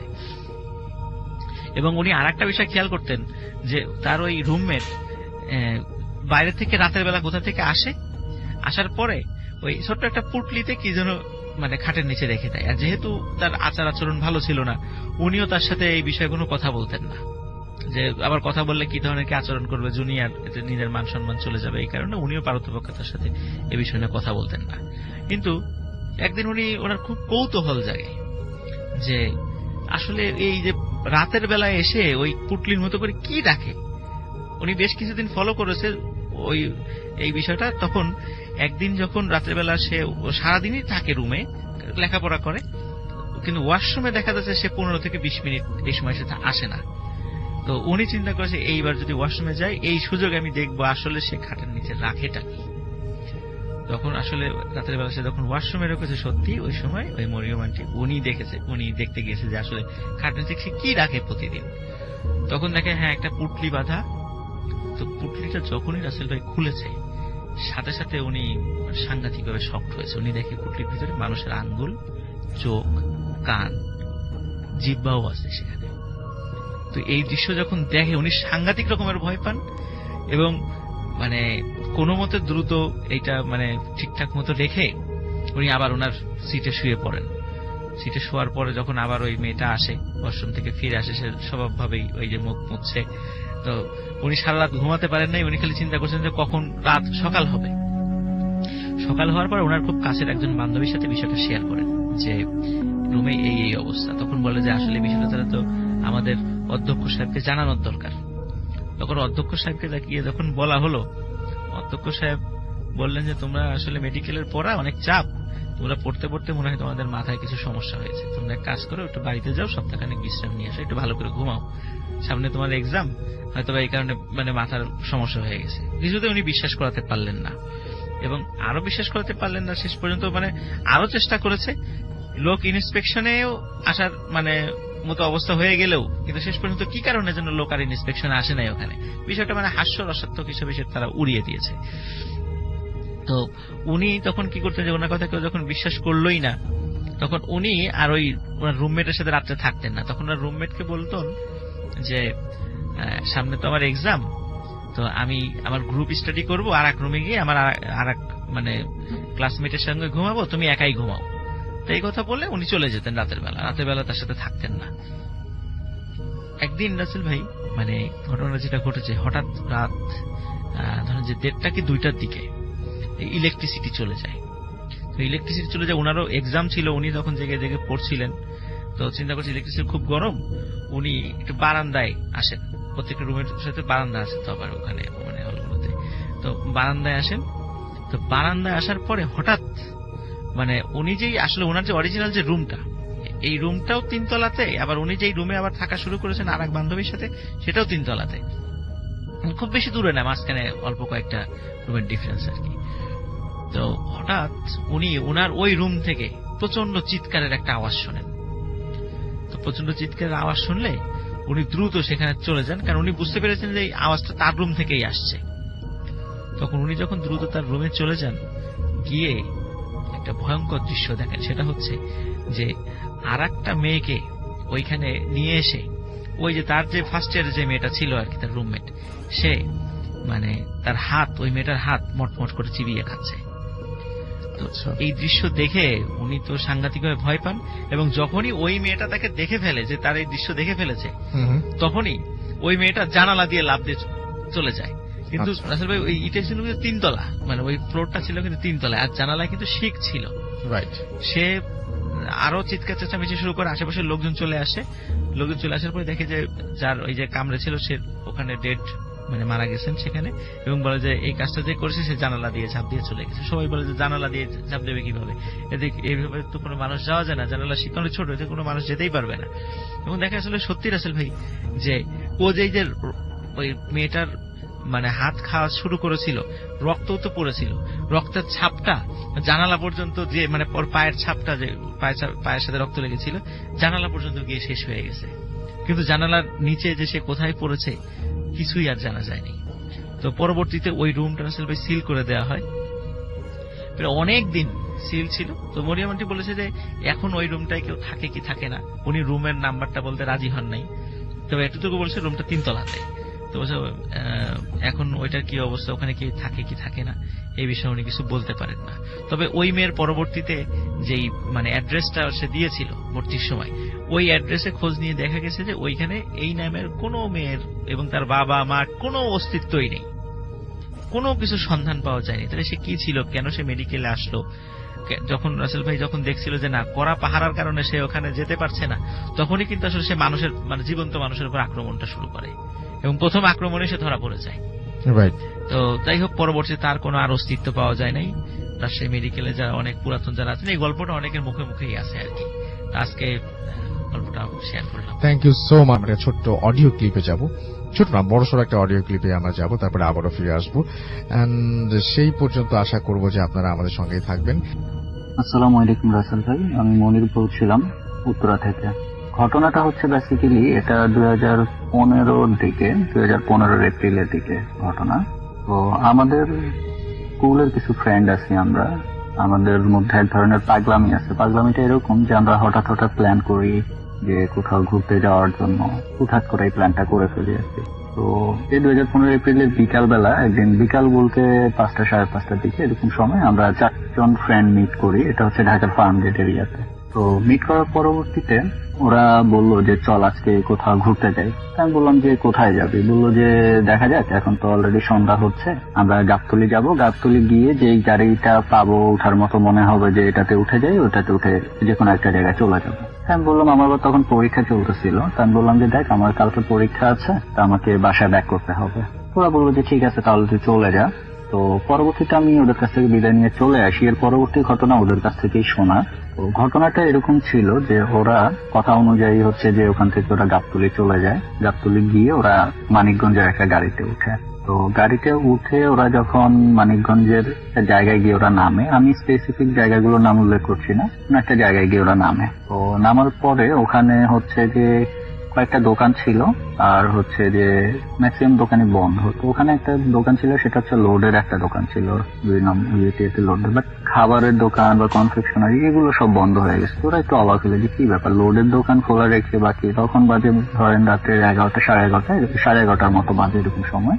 যাই হোক, ওরা চিন্তা করলো যে আচ্ছা যদি খাবার টাবারের দোকান যেহেতু নাই, দেখি আশেপাশের কোনো মানুষ আছে কিনা। তো ওরা লোডের দোকানের দিকে যাবে, এর মাঝখানে সাথে দেখলো যে রাস্তার পাশে একটা লেগুনা দাঁড়িয়ে আছে, লেগুনার পাশে একজন লোক দাঁড়ানো আর কি। ওরা মনে করছে যে লেগুনা ড্রাইভারই। যাই হোক, ওনার কাছে গেছে, গিয়ে জিজ্ঞেস করে যাচ্ছে ভাইয়া এখানে তো দেখলাম যে খাওয়া দাওয়ার জন্য মানে দোকান টোকান সব বন্ধ হয়ে গেছে খাওয়া দাওয়ার মতো, তো বাজারটা কোথায় আছে বা ভালো কোথাও ইয়ে আছে কিনা খাওয়া দাওয়ার জন্য। বললো যে ঠিক আছে আপনি এখান থেকে যদি যান হচ্ছে যে আপনার 15-20 মিনিট লাগবে যদি হেঁটে চলে যান আপনারা, আর এত রাত আপনারা গাড়িও পাবেন না, মানে রিক্সা টিক্সা পাবেন না এখন, তো আপনারা হেঁটেই রওনা দেন। তো পরে বললো যে আচ্ছা ঠিক আছে, আর এমনিতে রাতে থাকার জন্য ভালো কোনো হোটেল টোটেল আছে কিনা। তো তখন উনি একটু ব্যঙ্গাত্মক ভাবে এক ধরনের হাসি দিল, লাইক কেমন জানেন। যাই হোক, তারপর উনি বললো যে আপনারা হচ্ছে সামনে যান, মনে করেন যে বাজারে যাবেন, তো বাজারে যাওয়ার পথে আপনি পেয়ে যাবেন, ধরেন 10 মিনিটের মতো হাঁটলে পেয়ে যাবেন, এরকম আর কি। তো ওনার কথা অনুযায়ী চিন্তা করলো যে ঠিক আছে, রাত্রের বেলা আর একটু হাঁটি, সমস্যা নাই, এক্সপিরিয়েন্স করতে আসছি, ঘুরতে আসছি রাত্রের বেলা, হঠাৎ করে ঠিক আছে আমরা হাঁটতে হাঁটতেই যাই, এখন আর কোনো কিছুর জন্য ওয়েট করেও লাভ নাই অ্যাকচুয়ালি। ওরা হাঁটতে হাঁটতে যাচ্ছিল, হঠাৎ করে ওরা খেয়াল করলো যে পিছনে কিছু আসতেছে ওদের পিছন পিছন। তো একজন ঘাড় ঘুরার পিছনে তাকাইছে, তাকানোর পরে দেখলো যে 5টা কুকুর। তখন আবার আরেকটা কথা বলে গেছে ভাই, এটা হচ্ছে যে ওদিন চাঁদের আলো ছিল ভালোই, তোরা চাঁদের আলো দিয়ে হাঁটতেছিল, তো পিছনে ফিরে দেখলো যে 5টা কুকুর ওদের পিছন পিছনে আসতেছে। কিন্তু অদ্ভুত ব্যাপার হচ্ছে এই 5টা কুকুরই মানে সারিবদ্ধ ভাবে একটা কুকুরের পিছনে একটা কুকুর আসতেছে ওদেরকে ফলো করতে করতে। এই জিনিসটা একটু ওরা অবাক হলো। কুকুররা দলবদ্ধ ভাবে থাকে সেটা ঠিক আছে, বাট হচ্ছে যে মানে এইভাবে সিরিয়ালি আসলে আমরা কখনো দেখি না যে চলাচল করতে একটার পিছনে একটা। বাইরে ওরা একটা চিন্তা করছিল যে দৌড় দিবে, আবার বললো যে না, এখন দৌড় দিলে কুকুরের স্বভাব হচ্ছে যে দৌড় দিলে আরো তেড়ে আসার একটা স্বভাব থাকে ওদের। ওরা ওদের মতো হাঁটতেছে, কুকুরগুলো ওদেরকে ফলো করতেছে। তো হঠাৎ করেই তারা একটা বিল্ডিং দেখলো, লাইক 5 তলার একটা বিল্ডিং। ওরা চিন্তা করছে মেবি এটাই হোটেল। উনি ওই লোকটার কথা অনুযায়ী যে রাস্তার পাশেই পাবেন বিল্ডিংটা, হোটেলটা আর কি। বাট হোটেলের গায়ে কোনো লেখা নাই যে নাম টাম বা কিছু। আর সবচেয়ে বড় কথা হচ্ছে যে পুরো হোটেলটাই অন্ধকার, শুধু নিচের যে গেটের রুম বা গেট দিয়ে ঢোকার ওখান দিয়ে মানে ভিতর থেকে জানলা দিয়ে একটু আলোর মতো দেখা যাচ্ছে, নিচের তলার ইয়েটা জ্বলতেছে আর কি, বাতি জ্বলছে এরকম আর কি। তোরা চিন্তা করলে যাচ্ছে ঠিক আছে, গিয়ে একটু নক দিয়ে দেখি যে এটাই হোটেল কিনা, আর একটু কথা বলে যদি এটা হোটেল হয় আমরা এখান থেকে কথাটা বলে যাব, বাজারে দিয়ে গিয়ে খাওয়া দাওয়া করে দেন এখানে ব্যাক করে চলে আসবো। এরকম প্ল্যান করে যখনই ওরা এগুতে যাবে, হঠাৎ করেই ওই কুকুরগুলো মানে ওই পিছনে যতক্ষণ ফলো করতেছিল, ফলো করা থেকে ওরা এসে ওই বাড়িটায় ঢুকার যে রাস্তাটা ওইটা ব্লক করে ওরা দাঁড়ায় গেছে, এবং দাঁড়ায় ওদের দিকে তাকায় মানে ডাকাডাকি শুরু করছে আর কি, ঘেউঘেউ করে। ওরা অ্যাকচুয়ালি এটাতে একটু ভয় পেলো যে এতক্ষণ ধরে কুকুরগুলো কিছু করলো না, যখনই আমরা হচ্ছে যে এদিকে মানে যাওয়ার জন্য চিন্তা করছি তখনই কুকুরগুলো হচ্ছে যে ওদেরকে এভাবে ইয়ে করলো। তো একটা ফ্রেন্ড বললো যে দেখ, আমার কাছে সিচুয়েশনটা অ্যাকচুয়ালি ভালো মনে হচ্ছে না, আর কোনো কারণেই হোক কুকুরগুলো চাচ্ছে না যে আমরা ওই দিকে যাই। তো ওরা বললো যে ঠিক আছে, আগে তাহলে ঠিক আছে আমরা চল বাজারের দিকে যাই, পরে দেখা যাবে। তো ওরা ওখান থেকে যখন মানে সিদ্ধান্ত চেঞ্জ করে যখন আবার হাঁটা ধরছে, তখন কুকুরগুলো আবার থেমে গেছে। থেমে গিয়ে ওরা হাঁটতেছে, আবার সেই কুকুরগুলো ওদের পিছন পিছন ফলো করতেছে ওদেরকে। তো ওরা হাঁটতেছে তো হাঁটতেছে, মানে বেসিক্যালি বলতে গেলে ওরা খুব টায়ার্ড হয়ে গেছে। চিন্তা করলো যে কি ব্যাপার, আর কতক্ষণ হাঁটবো বা কিছু। তো হঠাৎ করে এরকম চিন্তা করতে করতে ওরা দেখলো যে না, সামনে আলো টালো দেখা যাচ্ছে। তখন ওরা বুঝছে যে না, আমরা হয়তো চলে আসছি কাছাকাছি। তো বাই দ্য ওয়ে ওরা ওদের মতো করে সামনের দিকে গেছে, গিয়ে চলে আসছে বাজারের মধ্যে। ওখানেই হচ্ছে একটা হসপিটাল আছে। হসপিটালের সামনে দেখলো যে লাইট টাইট আছে, সামনে সুন্দর একটা বাগানের মতো আছে, আর পরে হসপিটালটার সামনে হচ্ছে একটা মানে এই সাইডে একটা ঘর আছে। ওরা কি করছে, চিন্তা করলো যে আচ্ছা এখানে হচ্ছে যে এখানে একটা বেঞ্চ আছে, বেঞ্চে গিয়ে বসি। আবার একজন বললো যে তার আগে এক কাজ করে খাওয়া দাওয়া করে নিই। ওরা বললো যে খাওয়া দাওয়াটা পরে করবো, আগে রেস্ট নেই, একটু বসে তারপরে আমরা ইয়ে করি। তো যে ভাবা সেই কাজ, ওরা কি করছে, হসপিটালের ওই বাইরে যে বেঞ্চ আছে সেই বেঞ্চের মধ্যে গিয়ে বসছে। আর আরেকটা কথা বলে রাখি, ওই কুকুরগুলো তখন ওদের ফলো করে করে ওখান পর্যন্ত আসছে। এসে ওরা যখন গিয়ে বেঞ্চে বসছে, ওরা ওদের সামনে গিয়ে বসছে ওখানে। তো এর মধ্যে একটা ফ্রেন্ড ঘড়ি দেখছে, ঘড়ি দেখে দেখলো যে তখন রাতে প্রায় 1টা বাজে, 1টা বাজার আর 5 মিনিটের মতো বাকি এই সময়টা। তো অবাকই হলো যে ওই লোকটার কথা অনুযায়ী 20 মিনিটের রাস্তার হওয়ার কথা, সেখানে এখন 1টা প্রায় বেজে গেছে। আমরা এতক্ষণ ধরে হাঁটলাম, মানে লাইক কি বলবো, বাট ওদের কাছে মনে হয়েছে যে না, ওরা ওই লোকটা হয়তো 20 মিনিট বলছে, আধা ঘন্টার মতো মানে একটু এরকম হাঁটা হয়েছে। একটু মানে অবাকই হয়েছে তারা যে এত সময় কেমনে, যে তাদের ইয়ে অনুযায়ী হয়তো 12টা বাজতে পারে, 1টা বেজে গেছে। যাই হোক, ওরা ওখানে গিয়ে বসছে। বসার পরে হঠাৎ করেই আবার কুকুরগুলো চিল্লানি শুরু করছে ওখানে বসার পরে, মানে চিল্লাচিল্লি যে শুরু করার পরে আবার থেমে গেছে। থেমে যাওয়ার পরেই হসপিটালের ভিতর থেকে এক ধরনের কান্নার আওয়াজ আসছে। তো ওদের মধ্যে এক ধরনের কিউরিয়াসিটি জাগলো যে কি হয়েছে, চল গিয়ে দেখি হসপিটালে। ওরা হসপিটালে ঢুকলো। ঢুকার পরে মানে একজনের কাছে জিজ্ঞেস করার পরে জানতে পারলো যে একটা লোক মোটামুটি অনেকদিন ধরে অসুস্থ ছিল, সে মারা গেছে কিছুক্ষণ আগে। তো ওর আত্মীয় স্বজন কান্নাকাটি করছে। তো ঠিক আছে, যেহেতু হসপিটাল এগুলো আসলে একটা স্বাভাবিক ঘটনা বলা যায়, তারা ওখানে কিছুক্ষণ করার পরে যখন বের হয়ে আসতে যাবে ঠিক 5 মিনিটের মধ্যে আবার কান্নাকাটি দেওয়া শুরু হলো। তখন তখন ওরা জিজ্ঞেস করলো আরেকজনকে যে হ্যাঁ আরেকটা রোগী মারা গেছে, তো এই রোগীটা হচ্ছে বিকালবেলা ফুটবল খেলতে গিয়ে একটু আঘাত পাইছিল, সে হসপিটালে আসছিল, মাথায় আঘাত পাইছে, এখন সে মারা গেছে। বিষয়টা ওরাও একটু করলো যে কিভাবে তাহলে একটা ভালো মানুষে ভালো মারা যাওয়া। ওরা ওখান থেকে বের হয়ে এসে আবার সেই ব্যাংকে বসার ওই রোগীটা মারা যাওয়ার 5 মিনিট পরে আবার সেম অবস্থা, আবার কান্নাকাটি হয়েছে। তো ওরা বুঝলো যে আর একটা রোগী মারা গেছে। 15 মিনিটের মাথায় পরপর 3টা ব্যক্তি মারা গেল। আবার ওরা যখন আসছে ওই কুকুরগুলো তখন ওখানেই বসা ছিল। ওরা ওখানের মধ্যে যখন বসার পরে ওই রোগীটা মারা যাওয়ার পরে কুকুরগুলো আবার চিল্লাচিল্লি স্টার্ট করছে। বিষয়টা এরকম ছিল মনে হচ্ছে যে ওই আমার যে 3টা ফ্রেন্ড ছিল ওদেরকে টেরে আসবে এরকম অবস্থা। তার মধ্যে আমার একটা ফ্রেন্ড আছে রাশেদ, ও কি করছে অ্যাকচুয়ালি কুকুরকে খুব ভয় পায়। সে কি করছে কুকুরের তেড়ে আসার ভাব দেখে সে কি করছে লাফ দিয়ে ওই পিছনে একটা বেড়ার মতো ছিল, বেড়ার ওই পাশে চলে গেছে। ওই যে বাগানের যে বেড়া আর কি, এটা হচ্ছে লোহার বেড়া ছিল আর কি, লাফ দিয়ে ওই পাশে চলে গেছে বেড়ার, গিয়ে সে ওখানে দাঁড়ায় আছে যাতে কুকুরগুলোকে নাগালের মধ্যে না পায়, এরকম একটা চিন্তা আর কি। কুকুরগুলো তখনও ডাকতেছে, ও ভয় হয়ে ওদের কুকুরগুলো দেখে তাকায় আছে। আমার অন্য 2টা ফ্রেন্ডও উঠে দাঁড়ায় ওই রাশেদের কাছাকাছি চলে গেছে, কিন্তু ওরা দেয়াল টপকে ওই পাশে যায় না, ওই বেড়াটা টপকে ওই পাশে যায় না, এই পাশেই ছিল। হঠাৎ করেই রাশেদ ফিল করলো যে ওর পায়ের মধ্যে কেউ ধরার চেষ্টা করছে। তো বিষয়টা একটু করলো না, মনে করছে হয়তো বা পাতা টাতার কারণে হয়তো বা এরকম হতে পারে যেহেতু বাগান, কিন্তু না, এবার মনে হচ্ছে যে না, কেউ প্রথমে স্পর্শ পাইছে, বাট এখন মনে হচ্ছে যে কেউ চেপে ধরছে, এরকম একটা সিচুয়েশন। সে একটু ঘাবড়ায় গেছে বিষয়টা। এই ঘাবড়ানোর মধ্যেই তার কাছে মনে হলো যে তার ঘাড়ের কাছে কেউ নিঃশ্বাস হচ্ছে। এটা করার এটা ফিল করার সাথে সাথেই মনে হচ্ছে যে কেউ তার ঘাড়টা চেপে ধরছে, এরকম একটা অবস্থা। এটার সাথে সাথে চিৎকার দেওয়ার পরে ওরা আমার যে 2টা ফ্রেন্ড ছিল ওর দিকে তাকে কি হয়েছে বলতে ও চিৎকার দেওয়ার সাথে সাথে ওই যে কুকুরগুলো ডাকতেছিল কুকুরগুলো একসাথে থেমে গেছে।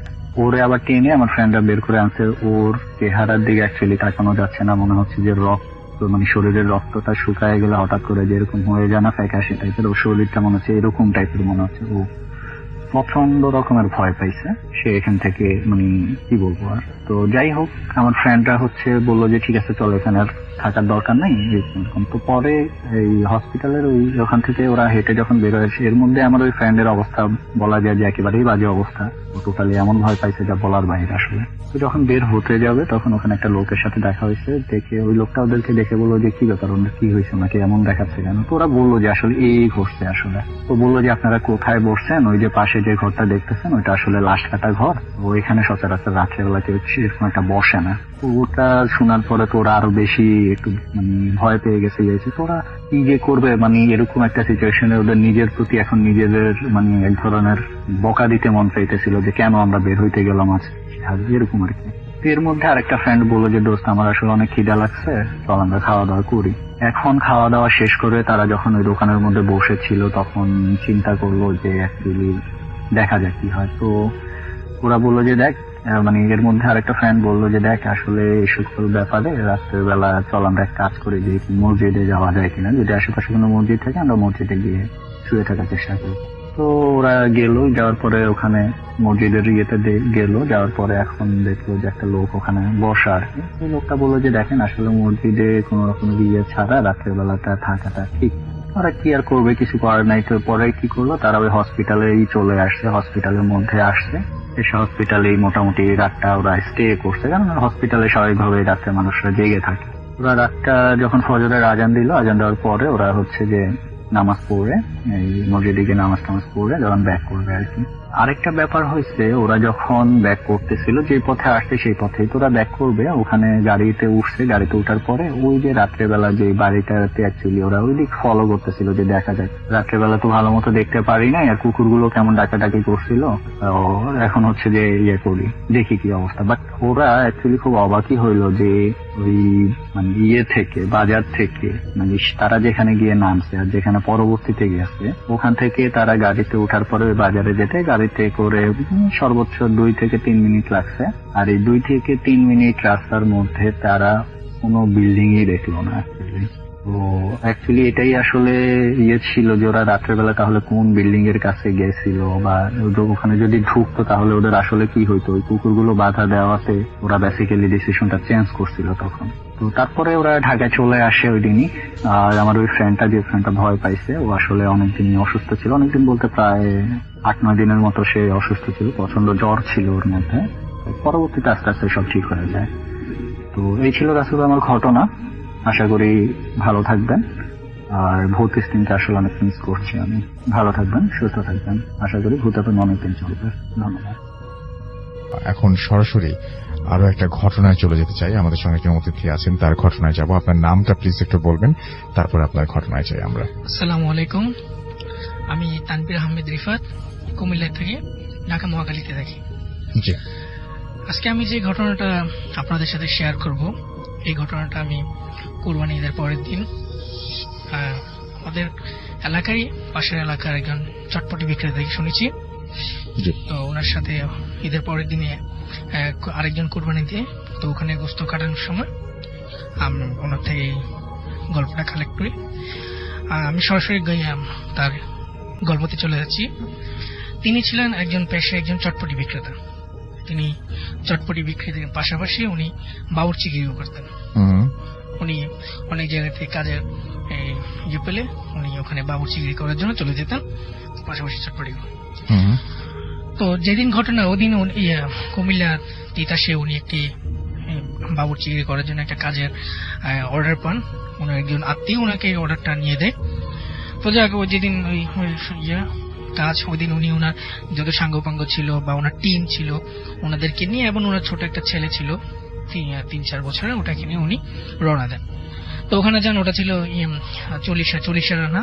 তো উনি রান্না বান্না করে উনি ওর ভেতরে, বাড়ির ভেতরে খবর পাঠান যে রান্না বান্না শেষ, এখন কি বিলি বন্টন শুরু করবো নাকি। তো ভেতর থেকে উত্তর আসে যে যেহেতু জোহর রক্ত হয়ে গেছে, আমরা জোহর নামাজ পড়ে মিলাদ শরীফ পড়ে তারপরে আমরা খাওয়া দাওয়া শুরু করবো। ওকে, ফাইন।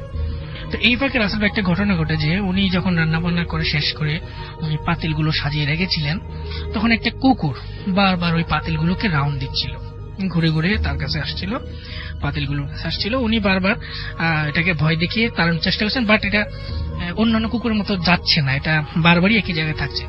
তো তিনি যখন একটা আদাপুরা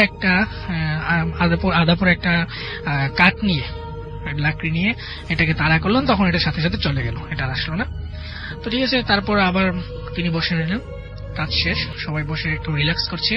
তো এই সময় তার বাচ্চাটা আসলো, আসার পর তার বাচ্চা তার কাছে খাবার ছিল। তো খাবার চাওয়ার পর তিনি বললেন যে বাবা, এখনো তো খাবার দেওয়া শুরু হয়নি, বা ভেতর থেকে কোনো অনুমতি আসেনি, মিলাদ শরীফের পর খাওয়া শুরু হবে, তখন তুমি আমার সাথে খেয়েও, এখন খাওয়ার দরকার নেই। তো যাক, বাচ্চাটা চলে গেল। আবার আসলো বাচ্চাটা এসে আবারও তার সামনে হাত পেতে একটু অনুনয় করলো। করার পর যাক, উনি চিন্তা করলেন যে ছোট বাচ্চা, একটু দেই, তাতে কি হবে। তো তিনি কি করলেন, একটু নিয়ে তো ছোট বাচ্চার হাতে দিয়ে বললেন যে বাবা, এখন তুমি এতটুকু খাও, পরে আমি খাওয়ার সময় তুমি আমার সাথে খেও। এটা বলার পর বাচ্চাটা ওই খাবারটা নিয়ে চলে গেল। যাক, দিনের মতো খাবার দাবার শেষ করে উনি কাজটা শেষ করে উনি বাড়িতে চলে আসলেন, কুমিল্লাতে চলে আসলেন। আসার পর উনি পরদিন উনি ওনার চটপটি গাড়ি নিয়ে বের হওয়ার পর, বাসা থেকে বের হওয়ার পর কিছু দূর যাওয়ার পর তিনি তার তলপেটে একটু ব্যথা অনুভব করেন। তো তিনি এটাকে অত একটা পাত্তা দিননি, ইগনোর করে চিন্তা করলেন যে ওটা চলে যাবে। তো তিনি আবার গাড়ি চালানো শুরু করেন। তো তিনি যতই যাচ্ছেন, এটা ব্যথাটা আস্তে আস্তে বাড়ছে। তো এক সময় তিনি আর থাকতে পারছেন না, তিনি কি করলেন, বাড়ির দিকে আবার ব্যাক করলেন, চটপটি গাড়ি নিয়ে ব্যাক করে চলে আসলেন। আসার পর তিনি রাসেল ভাই গাড়িটা রেখে তিনি যখন বাড়িতে ঢুকবেন, গেটের কাছেই ওনার সাথে সাথে বমি শুরু হয়ে গেল। বমি বলতে সাধারণ মনে শুধু ব্লাড যাচ্ছে, শুধু রক্ত যাচ্ছে, ওনার নাক মুখ দিয়ে অনবরত রক্ত যাচ্ছে। এই জিনিসটা আবার ওনার ওয়াইফ বাসা থেকে দেখতে পেয়ে তার ওয়াইফ এসে হাউমাউ করে চিৎকার চেঁচামেচি শুরু করে দিল। পাড়া প্রতিবেশীকে ডাকলো, ডেকে এনে সবাই মিলে তাকে ধরে কুমিল্লা মেডিকেল, আমি যেখানে আগে চাকরি করতাম, ওখানে নিয়ে গেল। ইতিমধ্যে নেওয়ার মাঝখানেও 2-3 বার উনি অটোতে বমি করেছেন। তো ওখানে নেওয়ার পর একজন ডাক্তার ওনাকে দেখছে, ওনাকে অবজার্ভ করার পর অনেকগুলো পরীক্ষা নিরীক্ষা দিল। এত রক্ত যাওয়ার পর ওনার শরীরে রক্ত কমে যায়, যার কারণে ওনাকে ব্লাড দিতে হলো। তো রক্ত পরীক্ষা করার পর দেখা গেল যে কোনো সমস্যা নেই রক্তে, যতগুলো পরীক্ষা করা হয়েছে সবকিছুতেই ঠিক আছে। সবকিছু ওকে আছে। তো তাকে করলেন কি, যেহেতু কুমিল্লাতে এটা হচ্ছে না, তো ওনাকে ঢাকা মেডিকেলে ট্রান্সফার করা হলো। ঢাকা মেডিকেলে আসার পর একই বমি করতে, রক্ত বের হতে হতে, মুখ দিয়ে নাক দিয়ে রক্ত বের হতে হতে উনি টোটালি সাদা হয়ে যাচ্ছেন, রক্ত শূন্য হয়ে যাচ্ছেন। তো ওনাকে এখানেও এনে অনেক ব্লাড দেওয়া হলো। ব্লাড দেওয়ার পর এখানেও তাকে অনেকগুলো ব্লাড টেস্ট করা হলো, অনেক পরীক্ষা নিরীক্ষা করার পরও ডাক্তাররা তার কোনো কুল কিনারা করতে পারছেন না কেন এমন হচ্ছে বা অনবরত ব্লাড যাচ্ছে। তো এই ফাঁকে ওনার এক মামা শ্বশুর ঢাকায় থাকেন। তো ওনার ওয়াইফ ওনাকে ফোন দেন, দিয়ে ওনার মামা শ্বশুরকে সবকিছু বিস্তারিত বলার পর ওনার মামা শ্বশুর ওনাকে বলেন যে আচ্ছা, আমি ব্যাপারটা বুঝতে পেরেছি, তো আমি তো ঢাকায় নেই, ঢাকার বাইরে আছি, আমার একটা লোক তোমার কাছে যাচ্ছে, গিয়ে তোমাকে তেল পোড়া এবং পানি দিয়ে আসবে। তেল পোড়া পানি দেওয়ার পরে তুমি ওই তেল পোড়াটা তার পেটে মাখাবে এবং পানিটা অনবরত খাওয়াবে, আর বাকিটা আমার লোক বলে দিবে।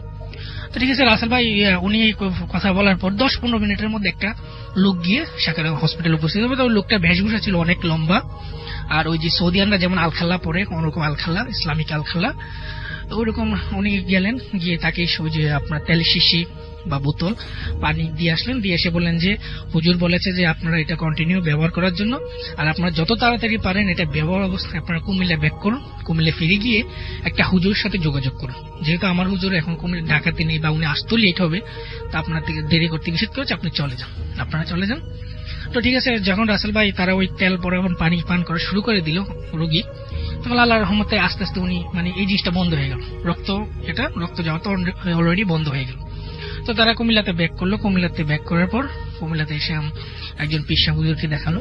তো হুজুর যখন ওই চালান দিলেন, চালান দেওয়ার পর ওই চিন্তা আসলো, আসার পর উনি জিজ্ঞাসা করলেন যে কি ব্যাপার, তুমি তাকে এভাবে কষ্ট দিচ্ছ কিনা, তুমি কি তাকে কোনো কারণে মারতে চাচ্ছ কিনা বা তারা এমন করছে কেন? তখন সে যেটা বললো যে আমি তার উপর খুবই রেগে আছি। কেন রেগে আছো?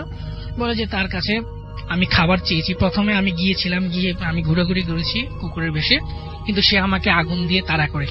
তারপর আমি গিয়েছি তার কাছে, যখন হাত পেতেছি তার ছেলে করে, তখনও সে আমাকে খাবার দেয়নি, জাস্ট এতটুকু দিয়ে সে আমাকে বলে যে চলে যাওয়ার জন্য। এতে আমি খুবই রাগী হই, রাগ করার পর আমি তার উপরে এখন এটা প্রতিশোধ নিচ্ছি, রিভেঞ্জ। তো বলছে ঠিক আছে, তো সে তো ভুল করেছে বা ইয়ে হয়েছে, অনেক শাস্তি হয়েছে, তুমি ওকে ছেড়ে দাও। বলে যে না, আমি ছাড়বো না। তো একবার যেমন হুজুর সাথে কথা কাটাকাটি করার সময় সেটা চলে যায়। তো আমাদের মধ্যে যেমন কিছু লোক আছে শুধু নিজের কথা উপরে রাখতে চায়, কারো কথা শুনতে চায়, সে তাদের মধ্যে হচ্ছে এমন। তো হুজুর দেখলেন যে না, তাকে তো এমন ভাবে ইয়ে করা যাবে না। তো হুজুর করলেন কি, বললেন যে ঠিক আছে, তোমরা এটা যদি ওর পজিস থেকে মুক্তি পেতে চাও তাহলে 7 পুকুরের পানি লাগবে, নদীর পানি লাগবে, আর কবরের মাটি লাগবে। তো ঠিক আছে, তারা 7 পুকুরের পানি প্লাস আমাদের পাশে গুমতি নদী, তো গুমতি নদী থেকে পানি নিয়ে আসে, এবং হুজুরের একজন শিষ্য ছিল, ওই শিষ্য গুরুস্থানের মাটি নিয়ে আসে। তো হুজুর ওই পানিগুলো পরিয়ে দেওয়ার পরে যে তোমরা এই পানিগুলো খাওয়াবে, আর এই যে নদীর পানি, এই পানিটা দিয়ে তাকে 4 রাস্তার মোড়ে বসিয়ে গোসল করাবে, একদিন গোসল করাবে। আর এই যে এই মাটিটা তোমরা ভর দুপুর বেলায়, একদম ভর দুপুর বেলায়, জোহর নামাজের পরে হোক কিংবা ভর দুপুর বেলায়, যে কোনো সময় তোমরা এই মাটিটা নিয়ে কোনো কবরস্থানে, কবরের উপর তোমরা এটা ছিটিয়ে দিবে, তাহলে সে ইনশাল্লাহ এটা মুক্তি পেয়ে যাবে। তো ঠিক আছে, তাকে ওই যে ট্রিটমেন্ট গুলো শুরু করা হলো, তাকে পানি পান করানো হলো, 4 রাস্তার মোড়ে নিয়ে তাকে ওই নদীর পানিতে গোসল দেওয়া হলো। এবং রাসেল ভাই ওই যে মাটিটা, গোরস্থানের যে মাটিটা, এটা নিয়ে ওনার বাবা, মানে যিনি আক্রান্ত হয়েছে, ওনার বাবা খুবই ফরজগান মানুষ, নামাজি মানুষ, উনি যখন যাচ্ছিলেন, উনি ভর দুপুর বেলা যাচ্ছিলেন, উনি এসে আমার নামাজ পড়বেন। তো হঠাৎ করে উনি অদৃশ্যে একটা বিশাল ধরনের একটা ধমক পাওয়ার পর তিনি কিছু বিচলিত হয়ে যান। বিচলিত হয়ে তারপর কিন্তু ভয় পান না, তিনি বুঝতে পেরেছেন যে এমন কিছু হবে, যেহেতু এটা আমি করতে যাচ্ছি। তিনি গিয়ে করলেন কি, ওই মাটিটা তিনি গুরুস্থানে কোন একটা কবরের উপর ছিটিয়ে দিয়ে চলে আসলেন। যে যাক, আল্লাহর রহমতে আস্তে আস্তে তার ছেলে শরীরে উন্নতি হতে থাকলো, এবং আল্লাহর রহমতে আস্তে আস্তে ওই জিনিসটা কেটে গেল। রাসূল ভাই ছিল। অনেক ধন্যবাদ আপনাকে। চলে যাচ্ছি ঘটনায়। আপনার নামটা প্লিজ আরো একবার বলবেন, তারপর আপনার ঘটনায় যাব আমরা।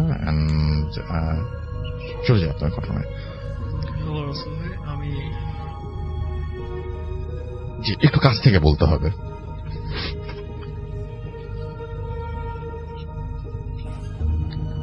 জি, হ্যালো রাসেল ভাই, আমি এমডি রাহিম আরমান, উত্তরা থেকে এসেছি। জি, ওকে, আমার সেকেন্ড স্টোরি যেটা ছিল সেটা আমার গ্রামকে নিয়ে।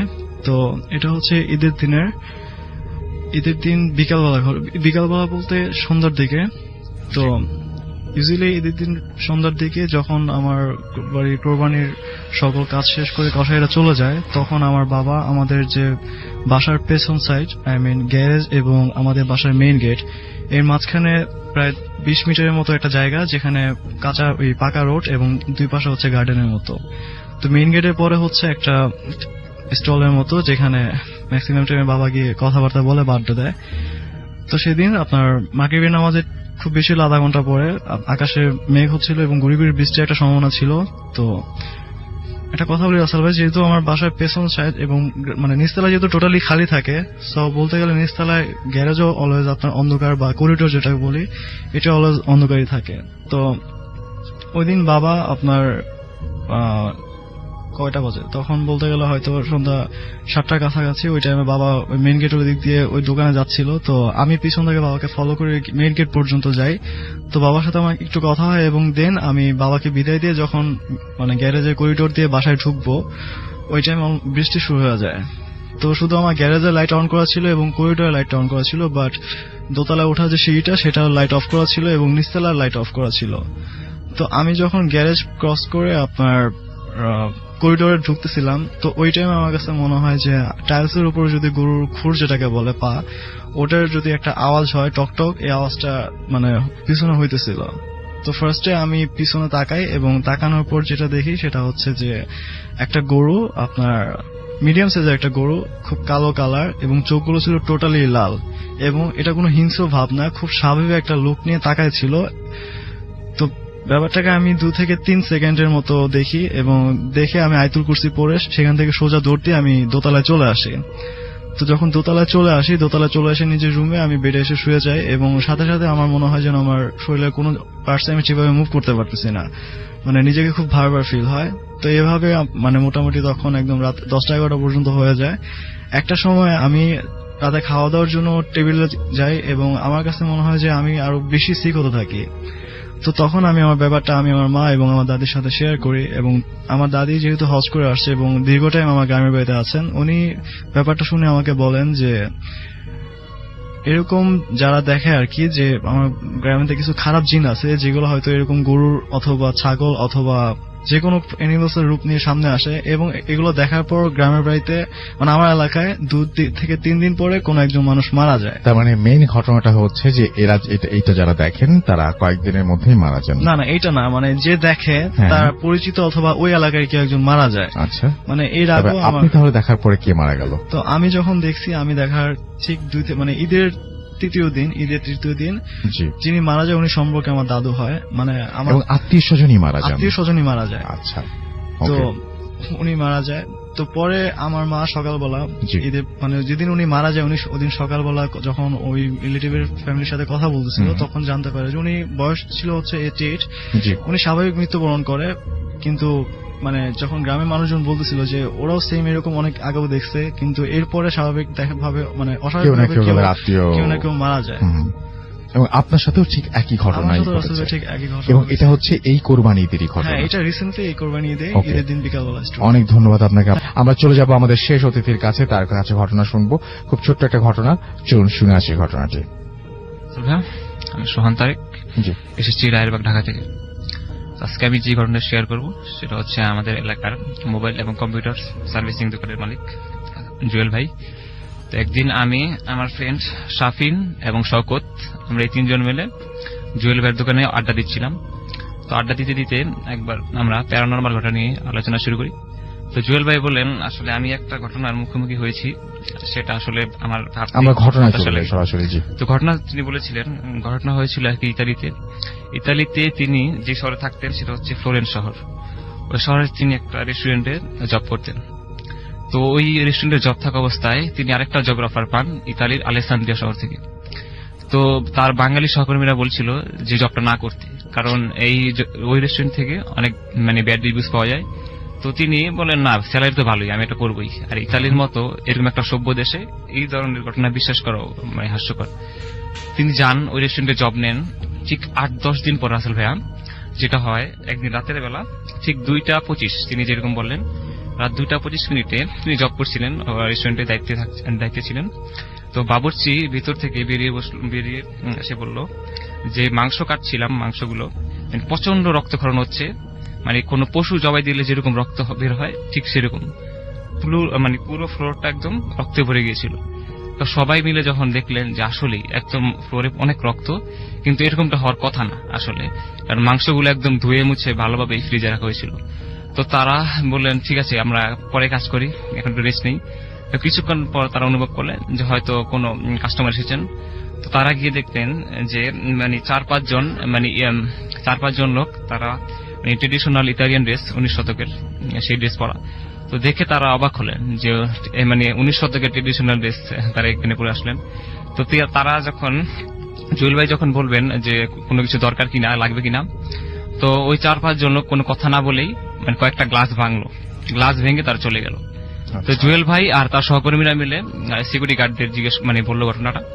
সিকিউরিটি গার্ড 3-4 জন ছিলেন, তো তাদেরকে ঘটনা শেয়ার করেন। তো তারা বললেন ঠিক আছে আমরা পিছু নিচ্ছে লোকগুলার, সম্ভব হলে আমরা পুলিশে কল করব। তো তারা যখন পিছু পিছু যান গাড়িতে করে, তো গাড়িতে ভিতর তাকে দেখতে পারলেন যে ওই 4-5 জন লোক, তাদের সাথে আরো 8-10 জন লোক আসলো। আর তারা দেখতে মোটেও ইতালিয়ান বা ইউরোপিয়ানদের মতো দেখতে ছিল না, অন্য কোনো দেশ। হ্যাঁ এরকমই, মানে তারা মানে বুঝতে পারছিল না ইউরোপিয়ানদের মতো না। তারা মানে গাড়িতে বসে দূর থেকে দেখছিলেন যে ওই লোকগুলো সবাই মিলে কফিন জাতীয় কোন একটা বক্স, সেই বক্সের ভিতরে পশুর চামড়া তারা ঢুকালো এবং সেটাকে পুড়িয়ে দিল। তো তারা যখন সামনে গিয়ে দেখলো লোকগুলো মানে এর মধ্যে চলে গেছে, তারা দেখতে পেলেন না। তো দেখলেও সেটা দেখেন কিছু মানে পোড়া পশুর চামড়া পড়ে আছে, কয়েকটা কাচের বোতল পড়ে আছে। তো একটা কাচের বোতলের দিকে তাদের চোখ গেল, কাচের বোতল থেকে তার একটা কাগজ বের করলো, সেখানে মানে ইতালিয়ান ভাষায় লেখা। তো গার্ডরা কিন্তু সিকিউরিটি গার্ডরা ইতালিয়ান ছিল, তো ওই কাগজটার মধ্যে ইতালিয়ান ভাষায় কিছু লেখা ছিল। তা তারা পড়লো এবং অবাক হলো, মানে এখানে কাউকে অভিশাপ দেওয়া হচ্ছে এরকম কিছু লেখা ছিল সেখানে। তো তারা মানে খুব ভয় পেলেন এবং চলে আসলেন। তো তিনি যখন ফিরলেন তখন সামনে একটা অ্যাপার্টমেন্ট ছিল, এটা ঠিক 9-10 তলা তো হবেই। তো সেখানে দেখলো যে একটা ছোট্ট একটা মেয়ে, 7-8 বছর বয়স, মানে তার মাথায় দুদিকে জুটি করা আর কি। তো সে একটা পুতুল নিয়ে দাঁড়িয়ে আছে, একদম এক নজরে নিচের দিকে তাকিয়ে আছে। আচ্ছা। তো সে একজন গার্ড মেয়েটা দিয়ে গেল, তো বললো তুমি এত রাত এখানে কি করো, তোমার প্যারেন্টস কোথায়? তো মেয়েটা কোনো কথাই বলছিল না, মানে এমন একটা ভাব করছিল যে কেউ তার সাথে কথাই বলছিল না, মানে এরকম একটা। তো সে মেয়েটা একদম কোনো কথা বলছিল না। তো মেয়েটাকে হাত দিয়ে সে জিজ্ঞেস দেখলো যে মেয়েটার অনেক শরীর গরম। তো বললো তোমার কি অসুস্থ নাকি?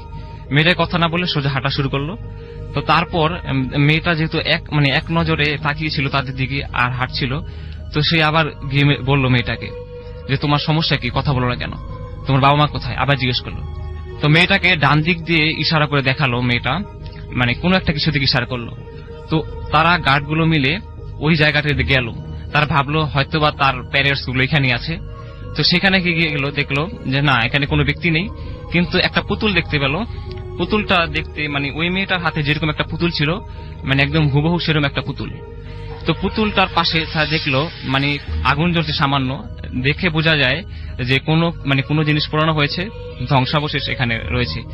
তো পুতুলটা যখন একজন গার্ড হাতে নিলেন, ডান হাত দিয়ে নিলেন ঠিক, তো পুতুলটা হাতে নেওয়া মাত্র সে চিৎকার উঠলো ভীষণভাবে।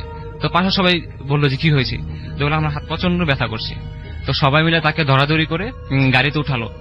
তো গাড়িতে ওঠার পর সে সেদিন বাড়ি যায়, কিন্তু পরে যেটা হয় তার মানে প্রথম 2-3 দিন হাত প্রচন্ড ব্যথা ছিল। তো এরপরে যেটা হয় প্রায় 2 উইক তার মানে হাত অবশ হয়ে যায়। তো ডাক্তার এক পর্যায়ে বললেন যে না এটা হবে না, আসলে তার হাত মানে ঠিক হওয়া অনেক কষ্টকর ব্যাপার। তো মানে এরকম 3-4 মাস কাটার পর একটা সময় তার হাত সুস্থ হয়। তো এই ছিল ভাইয়ের আসলে ঘটনা। ধন্যবাদ।